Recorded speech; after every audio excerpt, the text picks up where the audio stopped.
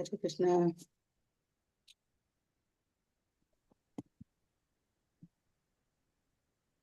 Hare Krishna. Hare Krishna. Hare Krishna Mataji Pranam.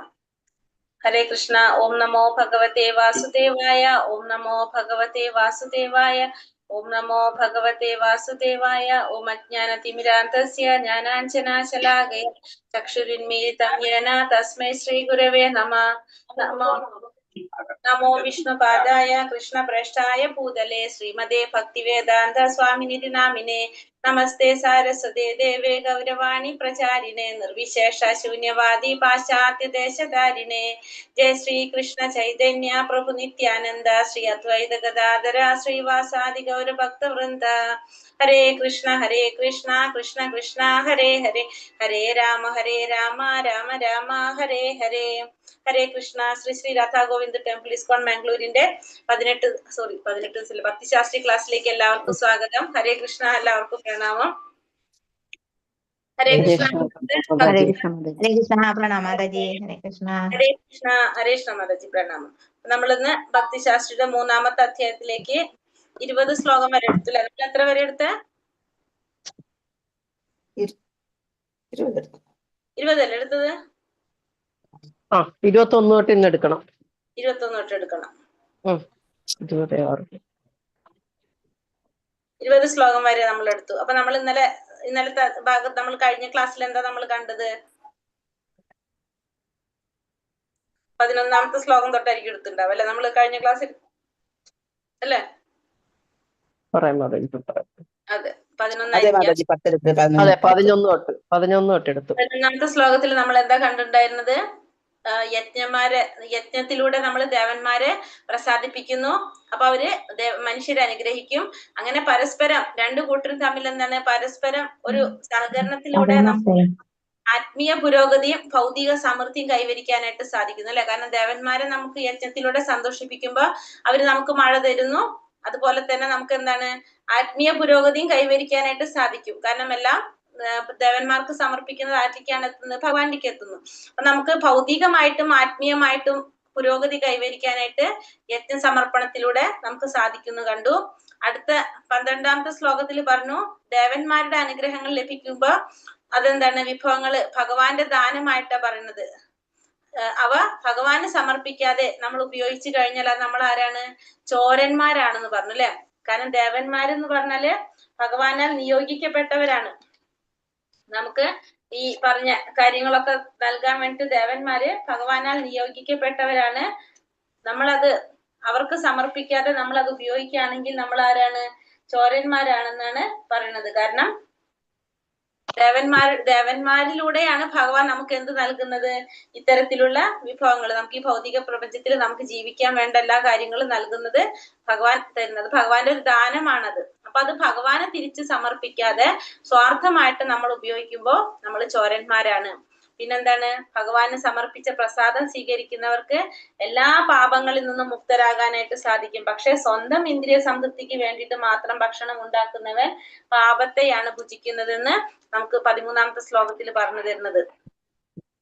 അടുത്തത് എല്ലാവരും എന്താണ്? എല്ലാ ജീവാത്മാക്കൾക്കും ജീവിക്കാൻ എന്ത് വേണം? എല്ലാ ജീവജാലങ്ങൾക്കും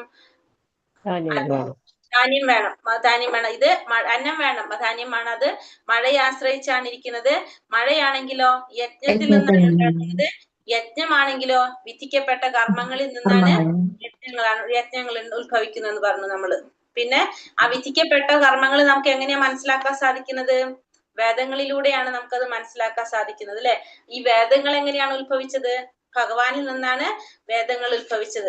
അപ്പോ ഇതെല്ലാത്തിനെയും അടിസ്ഥാനം ഭഗവാനിൽ നിന്നുള്ള യജ്ഞവും കർമ്മവും ഇതെല്ലാം എന്താണ്? ദൈവികമായിട്ട് എല്ലാതും അടിസ്ഥാനപ്പെട്ടിരിക്കുന്നതാണ്. ഇതെല്ലാം വേദങ്ങളില് പറഞ്ഞിരിക്കുന്നതാണ്. ഈ വേദങ്ങൾ ഭഗവാനിൽ നിന്നാണ് വന്നിരിക്കുന്നത്. അപ്പൊ നമുക്ക് വിധിക്കപ്പെട്ട കർമ്മങ്ങൾ എങ്ങനെയാ മനസ്സിലാക്കാൻ സാധിക്കുന്നത്? ശാസ്ത്രങ്ങളിലൂടെയാണ് നമുക്ക് മനസ്സിലാക്കാനായിട്ട് സാധിക്കുന്നത്. അപ്പോ ഭഗവാൻ ഈ സ്ഥാപിച്ചൊരു യജ്ഞചക്രമാണത്. നമ്മൾ പറഞ്ഞില്ലേ, വേദങ്ങളിലൂടെ നമുക്ക് നമ്മൾ വിധിക്കപ്പെട്ട കർമ്മം മനസ്സിലാക്കുന്നു. നമ്മൾ അങ്ങനെ ചെയ്യുമ്പോൾ, വിധിക്കപ്പെട്ട കർമ്മം ചെയ്യുമ്പോൾ, അതായത് യജ്ഞങ്ങൾ ചെയ്യുമ്പോൾ ദേവന്മാര് സന്തോഷിക്കുന്നു. അപ്പൊ നമുക്ക് എന്താണ്? മഴ ലഭിക്കുന്നു. മഴ ലഭിക്കുമ്പോൾ ധാന്യങ്ങൾ ഉണ്ടാകുന്നു. ധാന്യങ്ങൾ കൊണ്ട് നമ്മൾ വിഭവസമൃദ്ധമായ ഭക്ഷണം ഉണ്ടാക്കുന്നത് ഭഗവാൻ സമർപ്പിക്കുന്നു. അപ്പൊ ഭഗവാൻ ശരിക്കും സ്ഥാപിച്ചൊരു യജ്ഞചക്രമാണത്. അതനുസരിക്കാതെ നമ്മുടെ ഇന്ദ്രിയ സുഖത്തിന് വേണ്ടി മാത്രം നമ്മൾ ജീവിതം നയിക്കുകയാണെങ്കിൽ നമ്മൾ എങ്ങനെയാണ് നയിക്കുന്നത്? പാപപരമായിട്ടുള്ള ജീവിതമാണ് നമ്മൾ നയിക്കുന്നത്. നമ്മുടെ ജീവിതം വ്യർത്ഥമാകുന്നതായിട്ടാണ് ഏത് ശ്ലോകത്തിൽ പറയുന്നത്? 16-ാമത്തില് പറയുന്നത്. നമ്മള് ചെയ്യുന്നത് കൊണ്ട് യാതൊരു കാര്യമില്ല എന്നാണ് പറയുന്നത്. അങ്ങനെ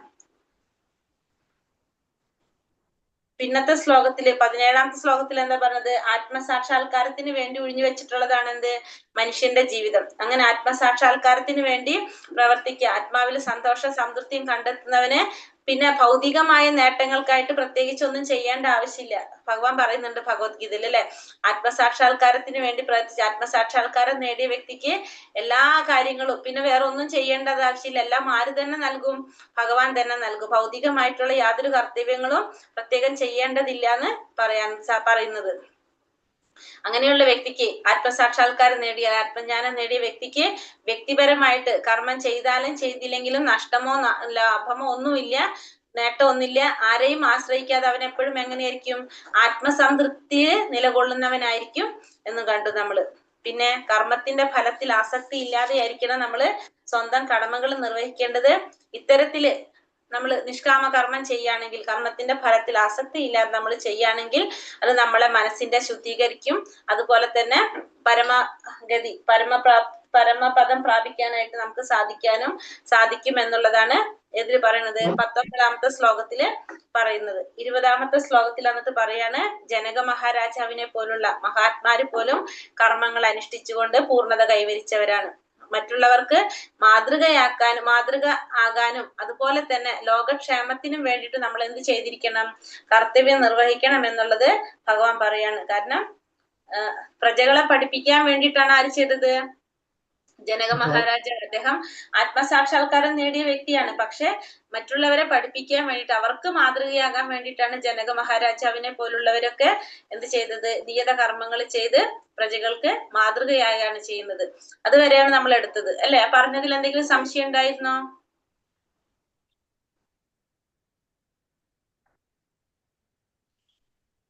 ഇല്ല മാതാജി. ഹരേ കൃഷ്ണ.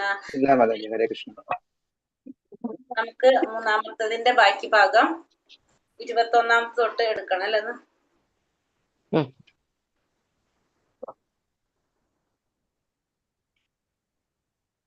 മാതാജി, ഇപ്പൊ ജനക മഹാരാജാവ് എന്താ ചെയ്തത്?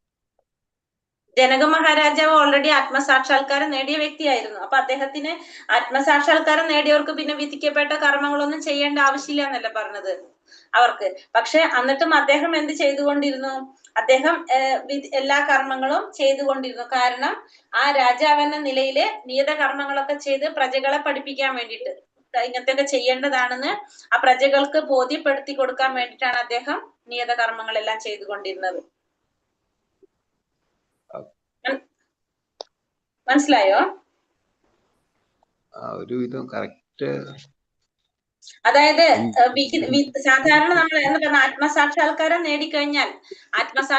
നേടിക്കഴിഞ്ഞാൽ പിന്നെ എന്ത് വേണ്ട? ശരിക്കും വിധിവിഹിതങ്ങളായിട്ടുള്ള കർമ്മങ്ങളൊന്നും അനുഷ്ഠിക്കേണ്ട ആവശ്യം അവർക്കില്ല. പക്ഷെ എന്നിട്ടും അദ്ദേഹം എന്ത് ചെയ്തു? അദ്ദേഹം സാമാന്യ ജനങ്ങൾക്ക് മാതൃക കാണിക്കാൻ വേണ്ടിയിട്ട് ഈ പറഞ്ഞ എല്ലാതും അനുഷ്ഠിച്ചു അനുഷ്ഠിക്കുകയാണ് അവിടെ ചെയ്യുന്നത്. ജനക മഹാരാജാവ് എന്ന് വെച്ചാൽ സീതാദേവിയുടെ അച്ഛനാണല്ലോ, ശ്രീരാമന്റെ ഭാര്യയുടെ പിതാവാണ്. അപ്പോ ഭക്തനായിരുന്നു, അതീന്ദ്രിയ പ്രജ്ഞനായിരുന്നു അദ്ദേഹം. അപ്പൊ അതുകൊണ്ട് തന്നെ അദ്ദേഹം ഇത്തരത്തിലുള്ള കാര്യങ്ങളൊക്കെ ചെയ്തത് അവിടുത്തെ പ്രജകളെ മനസ്സിലാക്കി കൊടുക്കാൻ വേണ്ടിയിട്ട്, നിയത കർമ്മങ്ങൾ എങ്ങനെ ചെയ്യണം എന്നുള്ളത് ആ പ്രജകള് പഠിപ്പിച്ചു കൊടുക്കാൻ വേണ്ടിയിട്ടാണ് അദ്ദേഹം അതെല്ലാം ചെയ്തത്. അദ്ദേഹത്തിന് അതൊന്നും ചെയ്യേണ്ട ആവശ്യം ഉണ്ടായിരുന്നില്ല. പക്ഷെ അദ്ദേഹം എന്നിട്ടും അതൊക്കെ ചെയ്തത് കാരണം ഇതൊക്കെ നമ്മൾ ചെയ്യുന്നത് എന്തിനാണ്? ആത്മസാക്ഷാത്കാരം നേടാൻ വേണ്ടിയിട്ടാണ്. ഓൾറെഡി ആത്മസാക്ഷാത്കാരം നേടിയ വ്യക്തിയാണെങ്കിൽ ഇപ്പൊ ഇതൊക്കെ ചെയ്യേണ്ട ആവശ്യമില്ലല്ലോ. പക്ഷെ എന്നിട്ടും അദ്ദേഹം. ഹരേ കൃഷ്ണ മാതാജി, ഞാന് യാത്രയിലാണ്. അപ്പൊ എന്റെ അറ്റൻഡൻസ് ഒന്ന് സീതാ മാതാജിയോട് ചെയ്യാൻ പറയണം കേട്ടോ. ഞാൻ ഇട്ടേക്കാം മാതാജി. ഓക്കെ. ഹരേ കൃഷ്ണ. അപ്പൊ അതുകൊണ്ടാണ് അദ്ദേഹം അതൊക്കെ ചെയ്ത് കാണിച്ചതെന്ന്, ജനങ്ങളെ ബോധ്യപ്പെടുത്താൻ വേണ്ടിയിട്ട് മാത്രം, അവർക്കത് മനസ്സിലാക്കി കൊടുക്കാൻ വേണ്ടിയിട്ട്. ഹരേ കൃഷ്ണ മാതാജി, അറ്റൻഡൻസ് വന്നിട്ടുണ്ടല്ലോ. ഹരേ കൃഷ്ണ. അറ്റൻഡൻസ് വന്നിട്ടുണ്ട്, ചെയ്തോളൂ. ഹരേ കൃഷ്ണ. ഓം നമോ ഭഗവതേ വാസുദേവായ. ശ്ലോകം 21.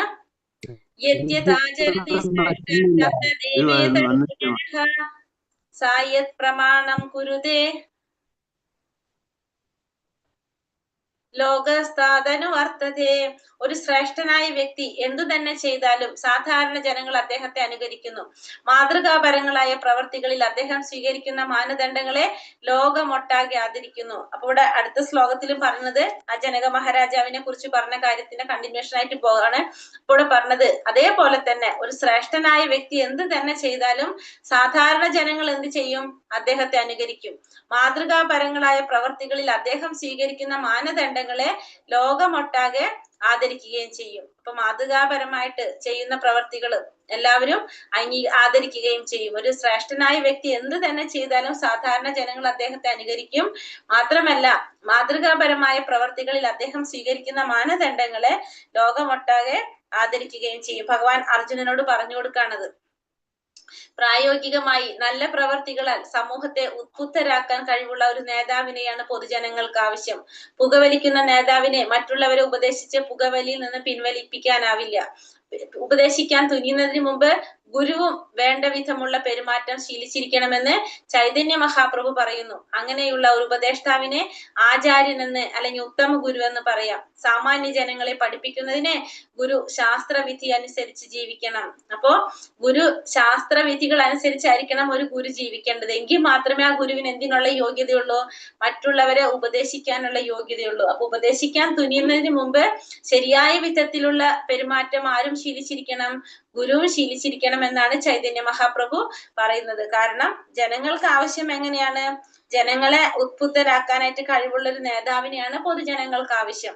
വിശിഷ്ട ഭക്തന്മാരുടെ കാലടിപ്പാടുകൾ പിന്തുടരുന്നത് കൊണ്ട് ആത്മസാക്ഷാത്കാരത്തിലേക്കുള്ള വഴിയിൽ മുന്നേറാൻ കഴിയുമെന്ന് ശ്രീമദ് ഭാഗവതം ഊന്നി പറയുന്നുണ്ട്. അപ്പൊ നമ്മൾ എന്ത് വേണം? വിശിഷ്ട ഭക്തന്മാരുടെ കാലടിപ്പാടുകൾ പിന്തുടരണം. എങ്കിൽ മാത്രമേ ആത്മസാക്ഷാത്കാരത്തിലേക്കുള്ള വഴിയിൽ മുന്നേറാൻ കഴിയുള്ളൂ എന്ന് ഭാഗവതത്തില് ഊന്നി പറയുന്നുണ്ട്.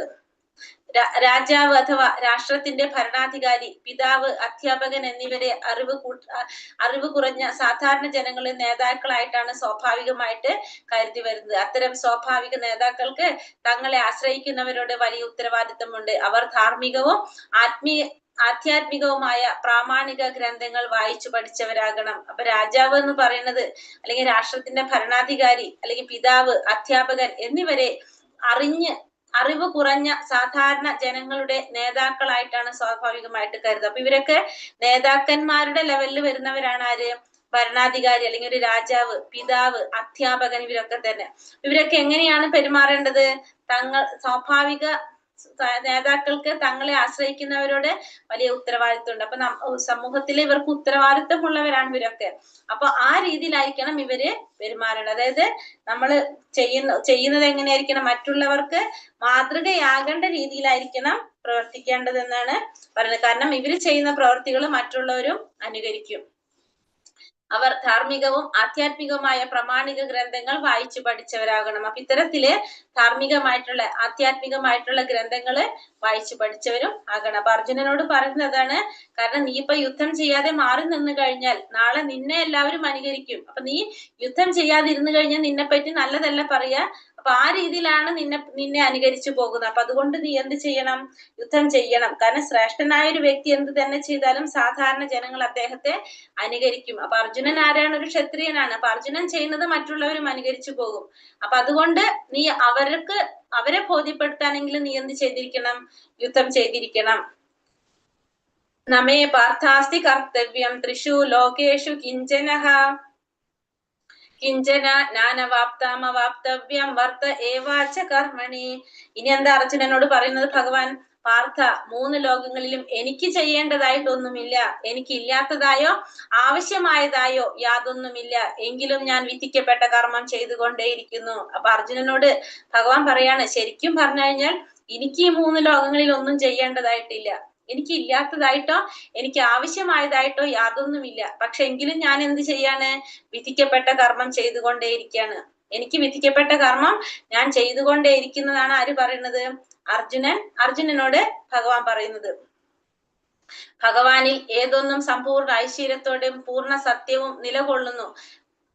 അതുകൊണ്ട് അദ്ദേഹത്തിന് കർമ്മം ചെയ്യേണ്ട ആവശ്യമില്ല. കർമ്മഫലങ്ങൾ ആവശ്യപ്പെടുന്നവന് മാത്രമാണ് കർത്തവ്യങ്ങൾ വിധിക്കപ്പെട്ടിട്ടുള്ളത്. എങ്കിലും ശ്രീകൃഷ്ണ ഭഗവാൻ ക്ഷത്രിയരുടെ നേതാവെന്ന നിലയിൽ കുരുക്ഷേത്ര യുദ്ധരംഗത്ത് പ്രവർത്തിച്ചു. കഷ്ടപ്പെടുന്നവരെ രക്ഷിക്കേണ്ടത് ക്ഷത്രിയർക്ക് വിധിക്കപ്പെട്ട ചുമതലയാണ്. വൈദിക ഗ്രന്ഥങ്ങളിലെ വിധി നിഷേധങ്ങൾക്ക് അതീതനാണ് ഭഗവാൻ. എന്നിരിക്കലും വേദശാസനങ്ങളെ അതിലംഘിക്കുന്ന ഒരു പ്രവൃത്തിയും അദ്ദേഹം ചെയ്യാറില്ല. അപ്പൊ ഭഗവാനിൽ ഏതൊന്നും സമ്പൂർണ്ണ ഐശ്വര്യത്തോടും പൂർണ്ണ സത്യവുമായിട്ട് നിലകൊള്ളുന്നു. അപ്പൊ ഭഗവാന് സത്യത്തിൽ എന്താണ്? ഒന്നും ചെയ്യേണ്ടത് ആവശ്യമില്ല. ഭഗവാൻ പരിപൂർണനാണ്, സമ്പൂർണനാണ് ഭഗവാൻ. പക്ഷെ എന്നിരുന്നാലും അദ്ദേഹം എന്ത് ചെയ്യാണ്? അദ്ദേഹത്തിന് വിധിക്കപ്പെട്ട കർമ്മങ്ങൾ ചെയ്യാണ് ചെയ്യുന്നത്. കർമ്മത്തിന്റെ ഫലങ്ങൾ ആവശ്യപ്പെടുന്നവൻ മാത്രമാണ് കർത്തവ്യങ്ങൾ വിധിക്കപ്പെട്ടിട്ടുള്ളത്. ഭഗവാൻ ഇവിടെ എന്താണ്? ഭഗവാൻ ഇവിടെ ക്ഷത്രിയനാണ്. ഭഗവാൻ ക്ഷത്രിയനാണ്. അപ്പൊ ഒരു ക്ഷത്രിയൻ എന്ന നിലയിൽ ഭഗവാൻ എന്ത് ചെയ്യാണ്?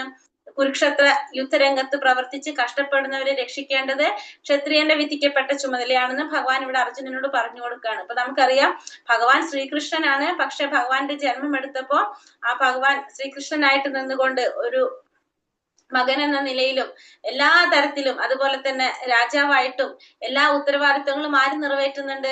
ഭഗവാൻ നിറവേറ്റുന്നുണ്ട്. അപ്പൊ ശരിക്കും ഭഗവാൻ ഇതൊന്നും ചെയ്യേണ്ട ആവശ്യങ്ങളില്ല. പക്ഷെ എന്നിരുന്നാലും ഭഗവാൻ ഇതെല്ലാം ചെയ്തു പോകുന്നു. ഒരു ഗുരുവിനെ സ്വീകരിച്ചു. പല രീതിയിലും ഭഗവാൻ മാതൃക കാണിക്കുകയാണ് ചെയ്യുന്നത്. അപ്പൊ അർജുനനോട് പറയുന്നത് അത് തന്നെയാണ്. കാരണം എനിക്കും ഈ 3 ലോകങ്ങളിൽ എനിക്ക് ചെയ്യേണ്ടതായിട്ടോ എനിക്ക് ഇല്ലാത്തതായിട്ടോ ഒന്നുമില്ല. പക്ഷെ എന്നിട്ട് ഞാനത് ചെയ്യുന്നു. എന്തിനാണ്? വിധിക്കപ്പെട്ട കർമ്മങ്ങള് എല്ലാം ഞാനും ചെയ്തു പോകാണ്. കാരണം മാതൃക കാട്ടാനായിട്ട്, അല്ലെ? മറ്റുള്ളവർക്ക് മാതൃക കാണിക്കാൻ വേണ്ടി തന്നെയാണ് ഭഗവാൻ അത് ചെയ്യുന്നതെന്ന് ഭഗവാൻ പറഞ്ഞു. അല്ലെങ്കിൽ എന്ത് ചെയ്യും? നാളെ എല്ലാവരും ഇത് തന്നെ അനുകരിക്കും. അതുകൊണ്ട് അർജുനനോട് പറയാണ്, നീയും എന്ത് ചെയ്യണം? നിനക്ക് വിധിക്കപ്പെട്ട കർമ്മങ്ങൾ നീ ചെയ്യണം. യദി ഹ്യഹ്യം ന വർത്തേയം ജാതു കർമ്മണ്യ തന്ത്രിതഃ മമാവത്മാനുവർത്തന്തേ മനുഷ്യ പാർത്ഥ സർവശഃ. വിധിക്കപ്പെട്ട കർമ്മങ്ങൾ ഞാൻ ശ്രദ്ധയോടെ ചെയ്യാതിരുന്നുവെങ്കിലും അല്ലയോ പാർത്ഥ, ജനങ്ങൾ എന്റെ മാർഗം പിന്തുടരുമായിരുന്നു. അപ്പൊ ഞാൻ ഇതൊന്നും ചെയ്തില്ലെങ്കിലും ജനങ്ങൾ എന്ത് ചെയ്യും? എന്റെ മാർഗം പിന്തുടരും. അപ്പൊ അതുകൊണ്ട് ഭഗവാൻ എന്ത് ചെയ്തു? ആ വിധിക്കപ്പെട്ട കർമ്മങ്ങളെല്ലാം ചെയ്തു പോന്നു. കാരണം ജനങ്ങൾക്ക് ബോധ്യപ്പെടുത്താൻ വേണ്ടിയിട്ട് ഭക്തരായ ജീവാത്മാക്കളെ അല്ലാതെ ശ്രീകൃഷ്ണ ഭഗവാനെ ഒരിക്കലും ബാധിക്കുന്നവയല്ല ഈ നിബന്ധനകൾ. അപ്പൊ ഇതൊന്നും ഭഗവാനെ ബാധിക്കുന്ന നിയമങ്ങളല്ല. പക്ഷെ ജീവാത്മാക്കളെയാണ് ഇതെല്ലാം ബാധിക്കുന്നത്. എങ്കിലും തന്റെ അവതാരം തന്നെ ധാർമ്മിക പ്രമാണങ്ങളെ പുനഃസ്ഥാപിക്കാൻ വേണ്ടിയാകയാൽ അദ്ദേഹം ആ നിബന്ധനകൾ അനുസരിച്ചു. അപ്പൊ ഭഗവാൻ ശ്രീകൃഷ്ണനായിട്ട് അവതരിച്ചത് എന്താണ്? ധർമ്മത്തെ പുനഃസ്ഥാപിക്കാൻ വേണ്ടിയിട്ടാണ് ഭഗവാൻ അവതരിച്ചത്. അപ്പൊ അതുകൊണ്ട് ഭഗവാൻ ആ നിബന്ധനകളെല്ലാം അനുസരിച്ചു. അല്ലെങ്കിൽ അദ്ദേഹത്തിന്റെ സർവോത്കൃഷ്ടമായ അധികാരത്വം ഓർത്ത് സാധാരണ ജനങ്ങളെല്ലാം ഭഗവാനെ പിന്തുടരും. മതപരങ്ങളായ എല്ലാ ആചാരങ്ങളെയും നല്ലൊരു ഗൃഹസ്ഥൻ എന്ന നിലയിൽ ഗൃഹത്തിലും പുറത്തും ശ്രീകൃഷ്ണ ഭഗവാൻ അനുഷ്ഠിച്ചിരുവെന്ന് ഭാഗവതത്തിൽ നിന്നറിയാം. അപ്പൊ നമുക്കറിയാം ഭഗവാൻ ഒരു ഗൃഹസ്ഥനായി നിന്നുകൊണ്ടും ഒരു ഭർത്താവ് എന്ന നിലയിലും അച്ഛൻ എന്ന നിലയിലും ഒരു മകൻ എന്ന നിലയിലും ഭഗവാന്റെ ഉത്തരവാദിത്തങ്ങളെല്ലാം കറക്റ്റ് ആയിട്ട് ചെയ്തു. നമുക്ക് ഭാഗവതത്തിൽ നമ്മൾ പഠിക്കുന്ന കാര്യങ്ങളാണത്. അതേപോലെ തന്നെ രാജാവ് എന്ന നിലയിലും എല്ലാ തരത്തിലും ഭഗവാൻ എന്താണ്? തന്റെ ഉത്തരവാദിത്തങ്ങളും കടമകളെല്ലാം കറക്റ്റ് ആയിട്ട് ഭഗവാൻ ചെയ്ത് കാണിച്ചു. അപ്പൊ ഇവിടെ ഇതൊക്കെ എന്തിനു വേണ്ടിയിട്ടാണ് ചെയ്യുന്നത്? മറ്റുള്ളവർക്ക് മാതൃക കാണിക്കാൻ കൂടി വേണ്ടിയിട്ടാണ് ഭഗവാൻ അത് ചെയ്യുന്നത്. പിന്നെ സാമൂഹ്യ സ്വാസ്ഥ്യം പുലർത്താൻ വേണ്ടിയിട്ട്. ആധ്യാത്മിക പുരോഗതിക്ക് എന്ത് അത്യാവശ്യമാണ്? സാമൂഹിക സ്വാസ്ഥ്യം, അത് അത്യാവശ്യമാണ്. ആ വംശപാരമ്പര്യം അനുസരിച്ചുള്ള ആചാരങ്ങൾ സംസ്കാര സമ്പന്നരായിട്ടുള്ള ഏതു മനുഷ്യനും വിധിക്കപ്പെട്ടിട്ടുണ്ട്. അത് മനസ്സിലാക്കി കൊടുക്കാൻ വേണ്ടി കൂടിയിട്ടാണ് ആര് ചെയ്തത്? ഭഗവാൻ ഇതെല്ലാം അനുഷ്ഠിച്ചു പോകുന്നത്. പിന്നെ ധർമ്മത്തെ പുനഃസ്ഥാപിക്കുക എന്നതായിരുന്നു ഭഗവാന്റെ അവതാര ഉദ്ദേശം. അതിനും കൂടിയിട്ടാണ്, ആ ധർമ്മ പ്രമാണങ്ങളെ പുനഃസ്ഥാപിക്കാനും കൂടിയിട്ടാണ് ഭഗവാൻ ഇതെല്ലാം ചെയ്ത് കാണിച്ചു കൊടുക്കുന്നത്. ഉത്സീദേയൂരി മേ ലോക നാകുര്യാം കർമ്മ ചേദഹം ശങ്കരസ്യ ച കർത്താസ്യം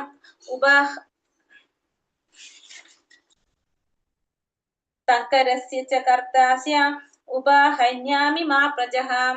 ഞാൻ കർത്തവ്യം നിർവഹിക്കാതിരുന്നാൽ ഈ ലോകങ്ങളെല്ലാം നാശമടയും. അനാവശ്യമായ ജനപ്പെരുപ്പത്തിന് ഞാൻ കാരണമായി തീരും. അങ്ങനെ ജീവജാലങ്ങൾക്കെല്ലാം സമാധാനം നഷ്ടപ്പെടുകയും ചെയ്യും.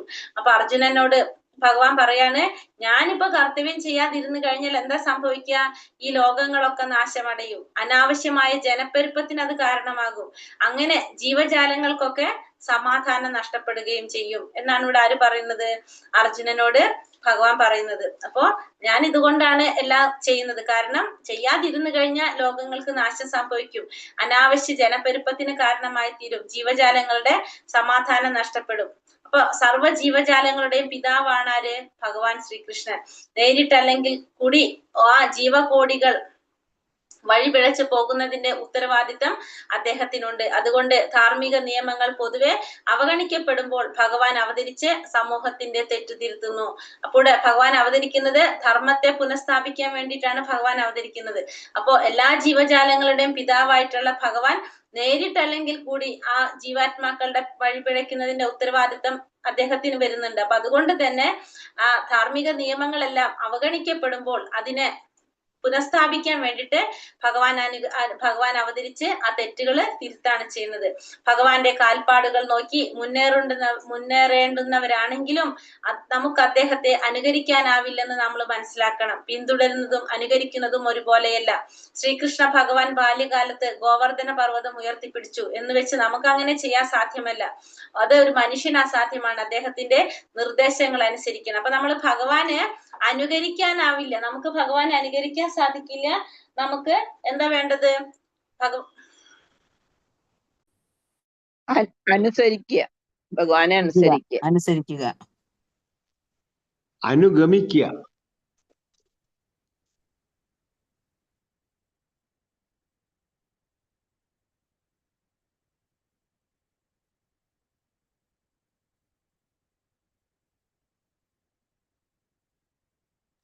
മാതാജി പോയോ?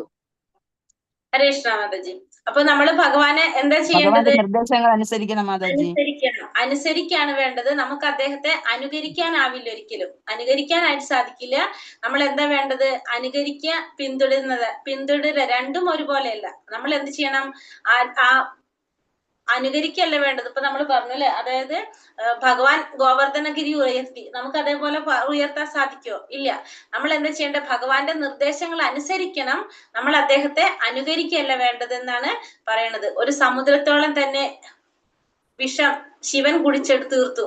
ഒരു സാധാരണ മനുഷ്യൻ അതിലൊരു തുള്ളി കുടിച്ചാൽ മരിച്ചു തന്നെ. കഞ്ചാവ് മുതൽ ലഹരി പദാർത്ഥങ്ങളിൽ ആസക്തിയുള്ള ചില കപട ശിവഭക്തന്മാരുണ്ട്. ശിവന്റെ പ്രവൃത്തികളെ അനുകരിക്കുന്നത് കൊണ്ട് തങ്ങൾ മരണത്തെ വിളിച്ചു വരുത്തുകയാണെന്ന് അവർക്ക് അറിഞ്ഞുകൂടാ. ശ്രീകൃഷ്ണ ഭഗവാന്റെ ചില കപട ഭക്തന്മാർ അദ്ദേഹത്തിന്റെ രാസലീലകൾ അനുകരിക്കാൻ ഇഷ്ടപ്പെടുന്നു. തങ്ങൾക്ക് ഗോവർദ്ധനോദ്ധാരണം സാധ്യമല്ലെന്ന് അവർ ഓർക്കാറില്ല താനും.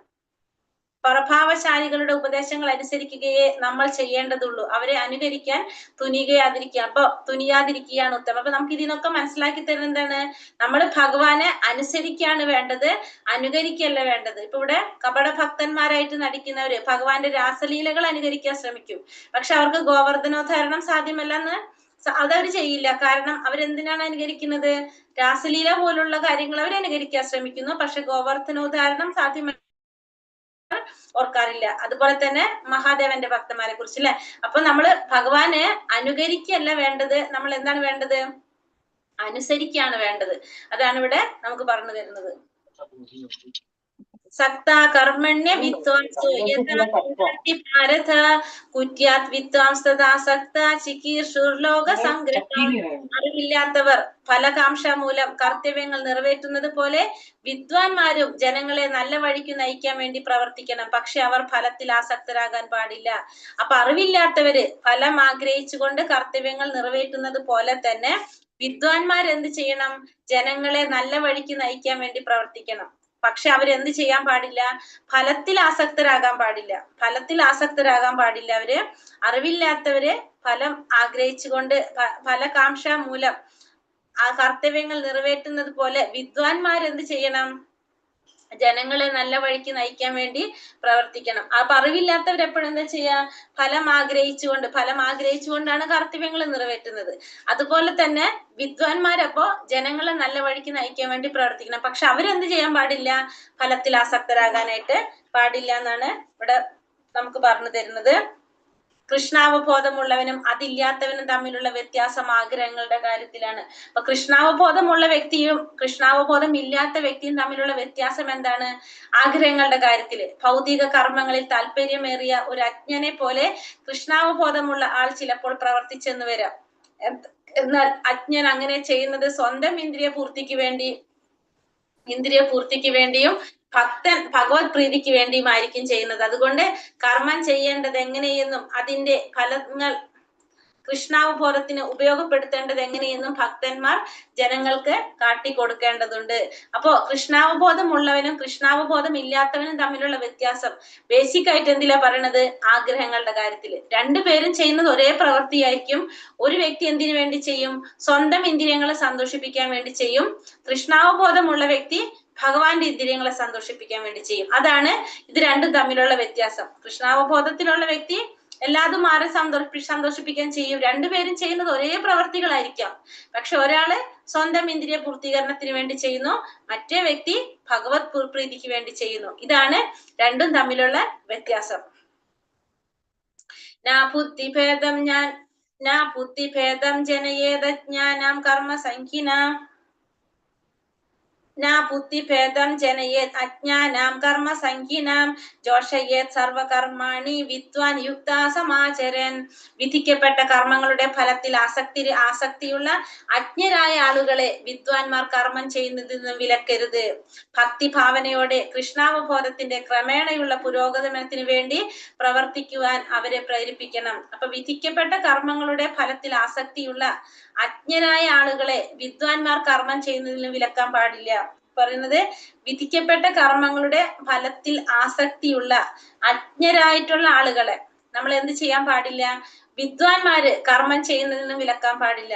ഭക്തിഭാവനയോടെ കൃഷ്ണാവബോധത്തിന്റെ ക്രമേണയുള്ള പുരോഗമനത്തിന് വേണ്ടി പ്രവർത്തിക്കുവാൻ അവരെ പ്രേരിപ്പിക്കണം. അപ്പൊ ഇപ്പൊ കൃഷ്ണാവബോധത്തിൽ ഇരിക്കുന്ന ഇപ്പൊ കൃഷ്ണാവബോധം ഇല്ലാത്തവര് അവർക്ക് എന്തുണ്ടാവാം? വിധിക്കപ്പെട്ട കർമ്മങ്ങളുടെ ഫലത്തില് ആസക്തിയുള്ളവര്, കർമ്മത്തിൽ ആസക്തി ഉണ്ടെങ്കിൽ, ഫലത്തിൽ ആസക്തി ഉണ്ടെങ്കിൽ വിദ്വാൻമാരായിട്ടുള്ളവര് അവരെ കർമ്മം ചെയ്യുന്നതിന് വിലക്കാൻ പാടില്ല. പക്ഷെ അവര് ചെയ്തു വരുമ്പോ ക്രമേണയുള്ള പുരോഗതിക്ക് വേണ്ടിയിട്ട് അവരെ പ്രേരിപ്പിക്കുകയാണ് വേണ്ടത്. നമ്മൾ കൃഷ്ണാവബോധത്തിന്റെ ക്രമേണയുള്ള പുരോഗതിക്ക് വേണ്ടിയിട്ട് അവരെ പ്രേരിപ്പിക്കുകയാണ് വേണ്ടത് എന്നാണ് ഇവിടെ പറയുന്നത്.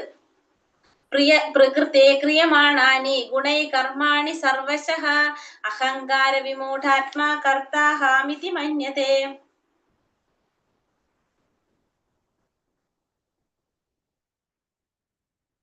കഴിഞ്ഞ ശ്ലോകത്തില് അതിന്റെ ഒന്നും പറഞ്ഞിട്ടില്ല അല്ലെ?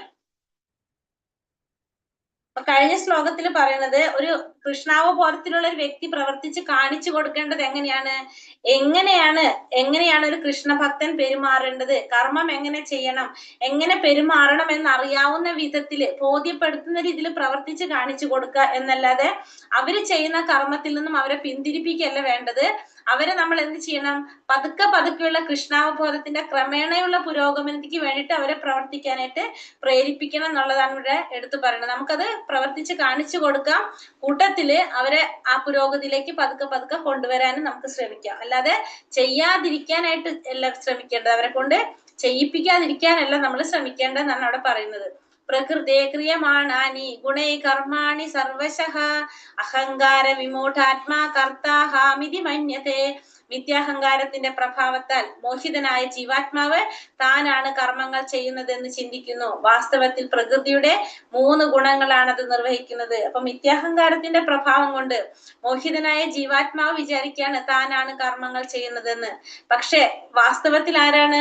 പ്രകൃതിയുടെ 3 ഗുണങ്ങളാണ് ഇതൊക്കെ നിർവഹിക്കുന്നത്.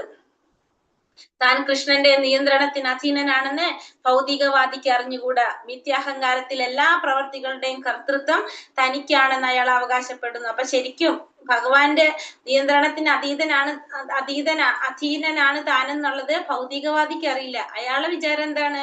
എല്ലാ പ്രവർത്തികളുടെയും കർത്തൃത്വം തനിക്ക് തന്നെയാണെന്നാണ് അയാള് അവകാശപ്പെടുന്നത്. അജ്ഞാനത്തിന്റെ ലക്ഷണമാണത്. സ്ഥൂല സൂക്ഷ്മ ശരീരങ്ങൾ ഭഗവത് ആജ്ഞയനുസരിച്ച് ഭൗതിക പ്രകൃതി നിർവഹിച്ചാണെന്നും അതുകൊണ്ട് ശാരീരികവും മാനസികവുമായ ഏത് പ്രവർത്തിക്കും കൃഷ്ണാവബോധത്തോടെ കൃഷ്ണ സേവനം എന്ന നിലയിൽ ചെയ്യപ്പെടേണ്ടതാണെന്നും അവൻ അറിയുന്നില്ല. ഋഷികേശൻ അഥവാ ഇന്ദ്രിയങ്ങൾക്ക് അധിപതിയാണ് ഭഗവാൻ എന്നും അവൻ ഓർക്കുന്നില്ല. അപ്പൊ ഭഗവാൻ ഇന്ദ്രിയങ്ങൾക്ക് അധിപതിയാണ്, ഋഷികേശനാണ്. നമ്മുടെ എല്ലാ ഇന്ദ്രിയങ്ങളും നിയന്ത്രിക്കുന്നത് ആരാണ്? ഭഗവാനാണ്. ഭഗവാന്റെ അംശമാണ് നമ്മളെല്ലാവരെയും ഭഗവാൻ നിയന്ത്രിക്കുന്നെങ്കിൽ നമ്മുടെ ഇന്ദ്രിയങ്ങളുടെ നാഥൻ ആരാണ്? ഭഗവാൻ തന്നെയാണ്. ഇന്ദ്രിയങ്ങളുടെ നാഥനും ഭഗവാൻ തന്നെയാണ്. ഇന്ദ്രിയങ്ങൾ നിയന്ത്രിക്കുന്നതും ആര് തന്നെയാണ്? ഭഗവാൻ തന്നെയാണ്. ഋഷികേശനാണ് എല്ലാം നിയന്ത്രിക്കുന്നത്. അപ്പോ മറ്റുള്ളവർക്ക് എന്ത് മനസ്സിലാകുന്നില്ല? നമ്മുടെ ഈ സൂക്ഷ്മ ശരീരവും സ്ഥൂല ശരീരവും ഭഗവത് ആജ്ഞ അനുസരിച്ചാണ് ഭൗതിക പ്രകൃതി നിർമ്മിച്ചിരിക്കുന്നത്. അതുകൊണ്ട് തന്നെ നമ്മുടെ എല്ലാ തരത്തിലുള്ള പ്രവൃത്തികളും കൃഷ്ണാവബോധത്തോടെ കൃഷ്ണ സേവനത്തോടെ ചെയ്യേണ്ടതാണെന്നുള്ളത് നമ്മൾ മനസ്സിലാക്കുന്നില്ല എന്നുള്ളതാണ് ഇവിടെ പറയുന്നത്. തത്വവിത്തു മഹാബാഹോ ഗുണകർമാ വിഭാഗയോ ഗുണാഗുണേഷു വർത്തന്ത ഇതി മത്വാന സച്യതേ. പരമസത്യം ഗ്രഹിച്ച ഒരാൾ ഭക്തിഭരിതമായ പ്രവൃത്തിയും ഫലകാംക്ഷയോടെ ചെയ്യുന്ന കർമ്മവും തമ്മിലുള്ള വ്യത്യാസം നന്നായി അറിയുന്നു. അതുകൊണ്ട് അയാളുടെ മനസ്സ് ഇന്ദ്രിയങ്ങളിലോ അവയ്ക്ക് വേണ്ടുന്ന ഭോഗങ്ങളിലോ വ്യാപരിക്കുന്നില്ല. അപ്പൊ പരമസത്യം ഗ്രഹിച്ച ഒരു വ്യക്തി ഭക്തിഭരിതമായ പ്രവൃത്തിയും ഫലകാംക്ഷയോടെ ചെയ്യുന്ന കർമ്മവും തമ്മിലുള്ള വ്യത്യാസം നന്നായിട്ട് അറിയും. ആ പരമസത്യത്തെ ഗ്രഹിച്ചൊരു വ്യക്തിക്ക് എന്ത് സാധിക്കും? കൃഷ്ണാവബോധത്തോടെ ചെയ്യുന്ന പ്രവൃത്തിയും ഫലം ആഗ്രഹിച്ചുകൊണ്ട് ചെയ്യുന്ന പ്രവൃത്തി, ഇത് തമ്മിലുള്ള വ്യത്യാസം നന്നായിട്ട് അറിയാനായിട്ട് ആർക്ക് സാധിക്കും? ആ പരമസത്യത്തെ ഗ്രഹിച്ച വ്യക്തിക്ക് സാധിക്കും. അതുകൊണ്ട് അയാളുടെ മനസ്സ് ഇന്ദ്രിയങ്ങളിലോ അവയ്ക്ക് വേണ്ടുന്ന ഭോഗങ്ങളിലോ വ്യാപരിക്കുന്നില്ല. അപ്പൊ അതുകൊണ്ട് അദ്ദേഹത്തിന് എന്തില്ല? അദ്ദേഹത്തിന്റെ മനസ്സ് ഇത് പരമസത്യത്തെ ഗ്രഹിച്ച വ്യക്തിയാണ്. അപ്പൊ അതുകൊണ്ട് തന്നെ ഇന്ദ്രിയങ്ങളിലോ അല്ലെങ്കിൽ അതിനു വേണ്ട ഭോഗങ്ങളിലോ ആ വ്യക്തിയുടെ മനസ്സ് വ്യാപരിക്കുന്നില്ല. കാരണം പരമസത്യം കണ്ടറിഞ്ഞ വ്യക്തിയാണ് ആര്? അത്തരത്തിലുള്ള വ്യക്തികള്. പരമസത്യത്തെ ബ്രഹ്മം, പരമാത്മാ, ഭഗവാൻ എന്നീ 3 ഭാവങ്ങളിൽ അറിയുന്നവനെ ശ്രീമദ് ഭാഗവതം തത്വവിത്ത് എന്ന് വിളിക്കുന്നു. അപ്പൊ ശ്രീമദ് ഭാഗവതത്തില് പരമസത്യത്തെ 3 ഭാവത്തിൽ മനസ്സിലാക്കുന്നുണ്ട്. ബ്രഹ്മമായിട്ടും പരമാത്മാവായിട്ടും ഭഗവാനായിട്ടും. ബ്രഹ്മേതി പരമാത്മേതി ഭഗവാനീതി ശബ്ദിത എന്നാണ് ഭാഗവതത്തിൽ പറയുന്നത്. അപ്പൊ അങ്ങനെ അറിയുന്നവൻ എന്ത് വിളിക്കുന്നു? തത്വവിത്ത് എന്ന് വിളിക്കുന്നു. പരമപുരുഷനുമായി തന്റെ ബന്ധത്തെ കുറിച്ചുള്ള വാസ്തവികതാവസ്ഥ അയാൾക്ക് ശരിക്കും അറിഞ്ഞിട്ടുണ്ട്. അപ്പൊ പരമപുരുഷനുമായിട്ടുള്ള തന്റെ ബന്ധത്തെ കുറിച്ചുള്ള ആ അവസ്ഥ അത് അയാൾക്ക് ശരിക്കും അറിയാനായിട്ട് സാധിക്കും. കാരണം ആ പരമസത്യത്തെ ശരിയായ ഭാവത്തിൽ മനസ്സിലാക്കിയ വ്യക്തികളെ കുറിച്ചാണ് ഇവിടെ പറയുന്നത്. തത്വവിത്ത് എന്നാണ് അവര് പറയുന്നത്. പ്രകൃതേർഗുണ സമ്മൂഢോ സജ്ജന്തേ ഗുണകർമ്മസു താന കൃഷ്ണവിധോ മന്ദാൻ കൃഷ്ണ വിന്നാവിചാലയേത്. പ്രകൃതിയുടെ ത്രിഗുണങ്ങളാൽ മോഹിതരായി അജ്ഞാനികൾ ഭൗതിക കർമ്മങ്ങളിൽ വ്യാപൃതരാകുന്നു. തന്മൂലം അവയിൽ ആസക്തരാവുകയും ചെയ്യുന്നു. അറിവില്ലായ്മ കൊണ്ട് അധമമായ പ്രവൃത്തികളിൽ ഏർപ്പെട്ടിരിക്കുന്നവരെ അഭിജ്ഞന്മാർ വിക്ഷുബ്ധരാക്കരുത്. അപ്പോൾ പറയുന്നത് പ്രകൃതിയുടെ ത്രിഗുണങ്ങളാൽ മോഹിതരായിട്ട് അജ്ഞാനികൾ ഭൗതികമായ കർമ്മങ്ങളിൽ വ്യാപൃതരാകും. ഭൗതിക പ്രകൃതിയുടെ 3 ഗുണങ്ങള് അതിൽ മോഹിതരായിക്കൊണ്ട് അജ്ഞാനികൾ എന്ത് ചെയ്യും?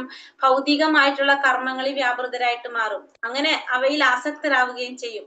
അറിവില്ലായ്മ കൊണ്ട് അധമമായ പ്രവൃത്തികളിൽ ഏർപ്പെട്ടിരിക്കുന്ന ഇവരെ അഭിജ്ഞന്മാർ വിക്ഷുബ്ധരാക്കാനായിട്ട് പാടില്ല എന്നാണ് പറയുന്നത്.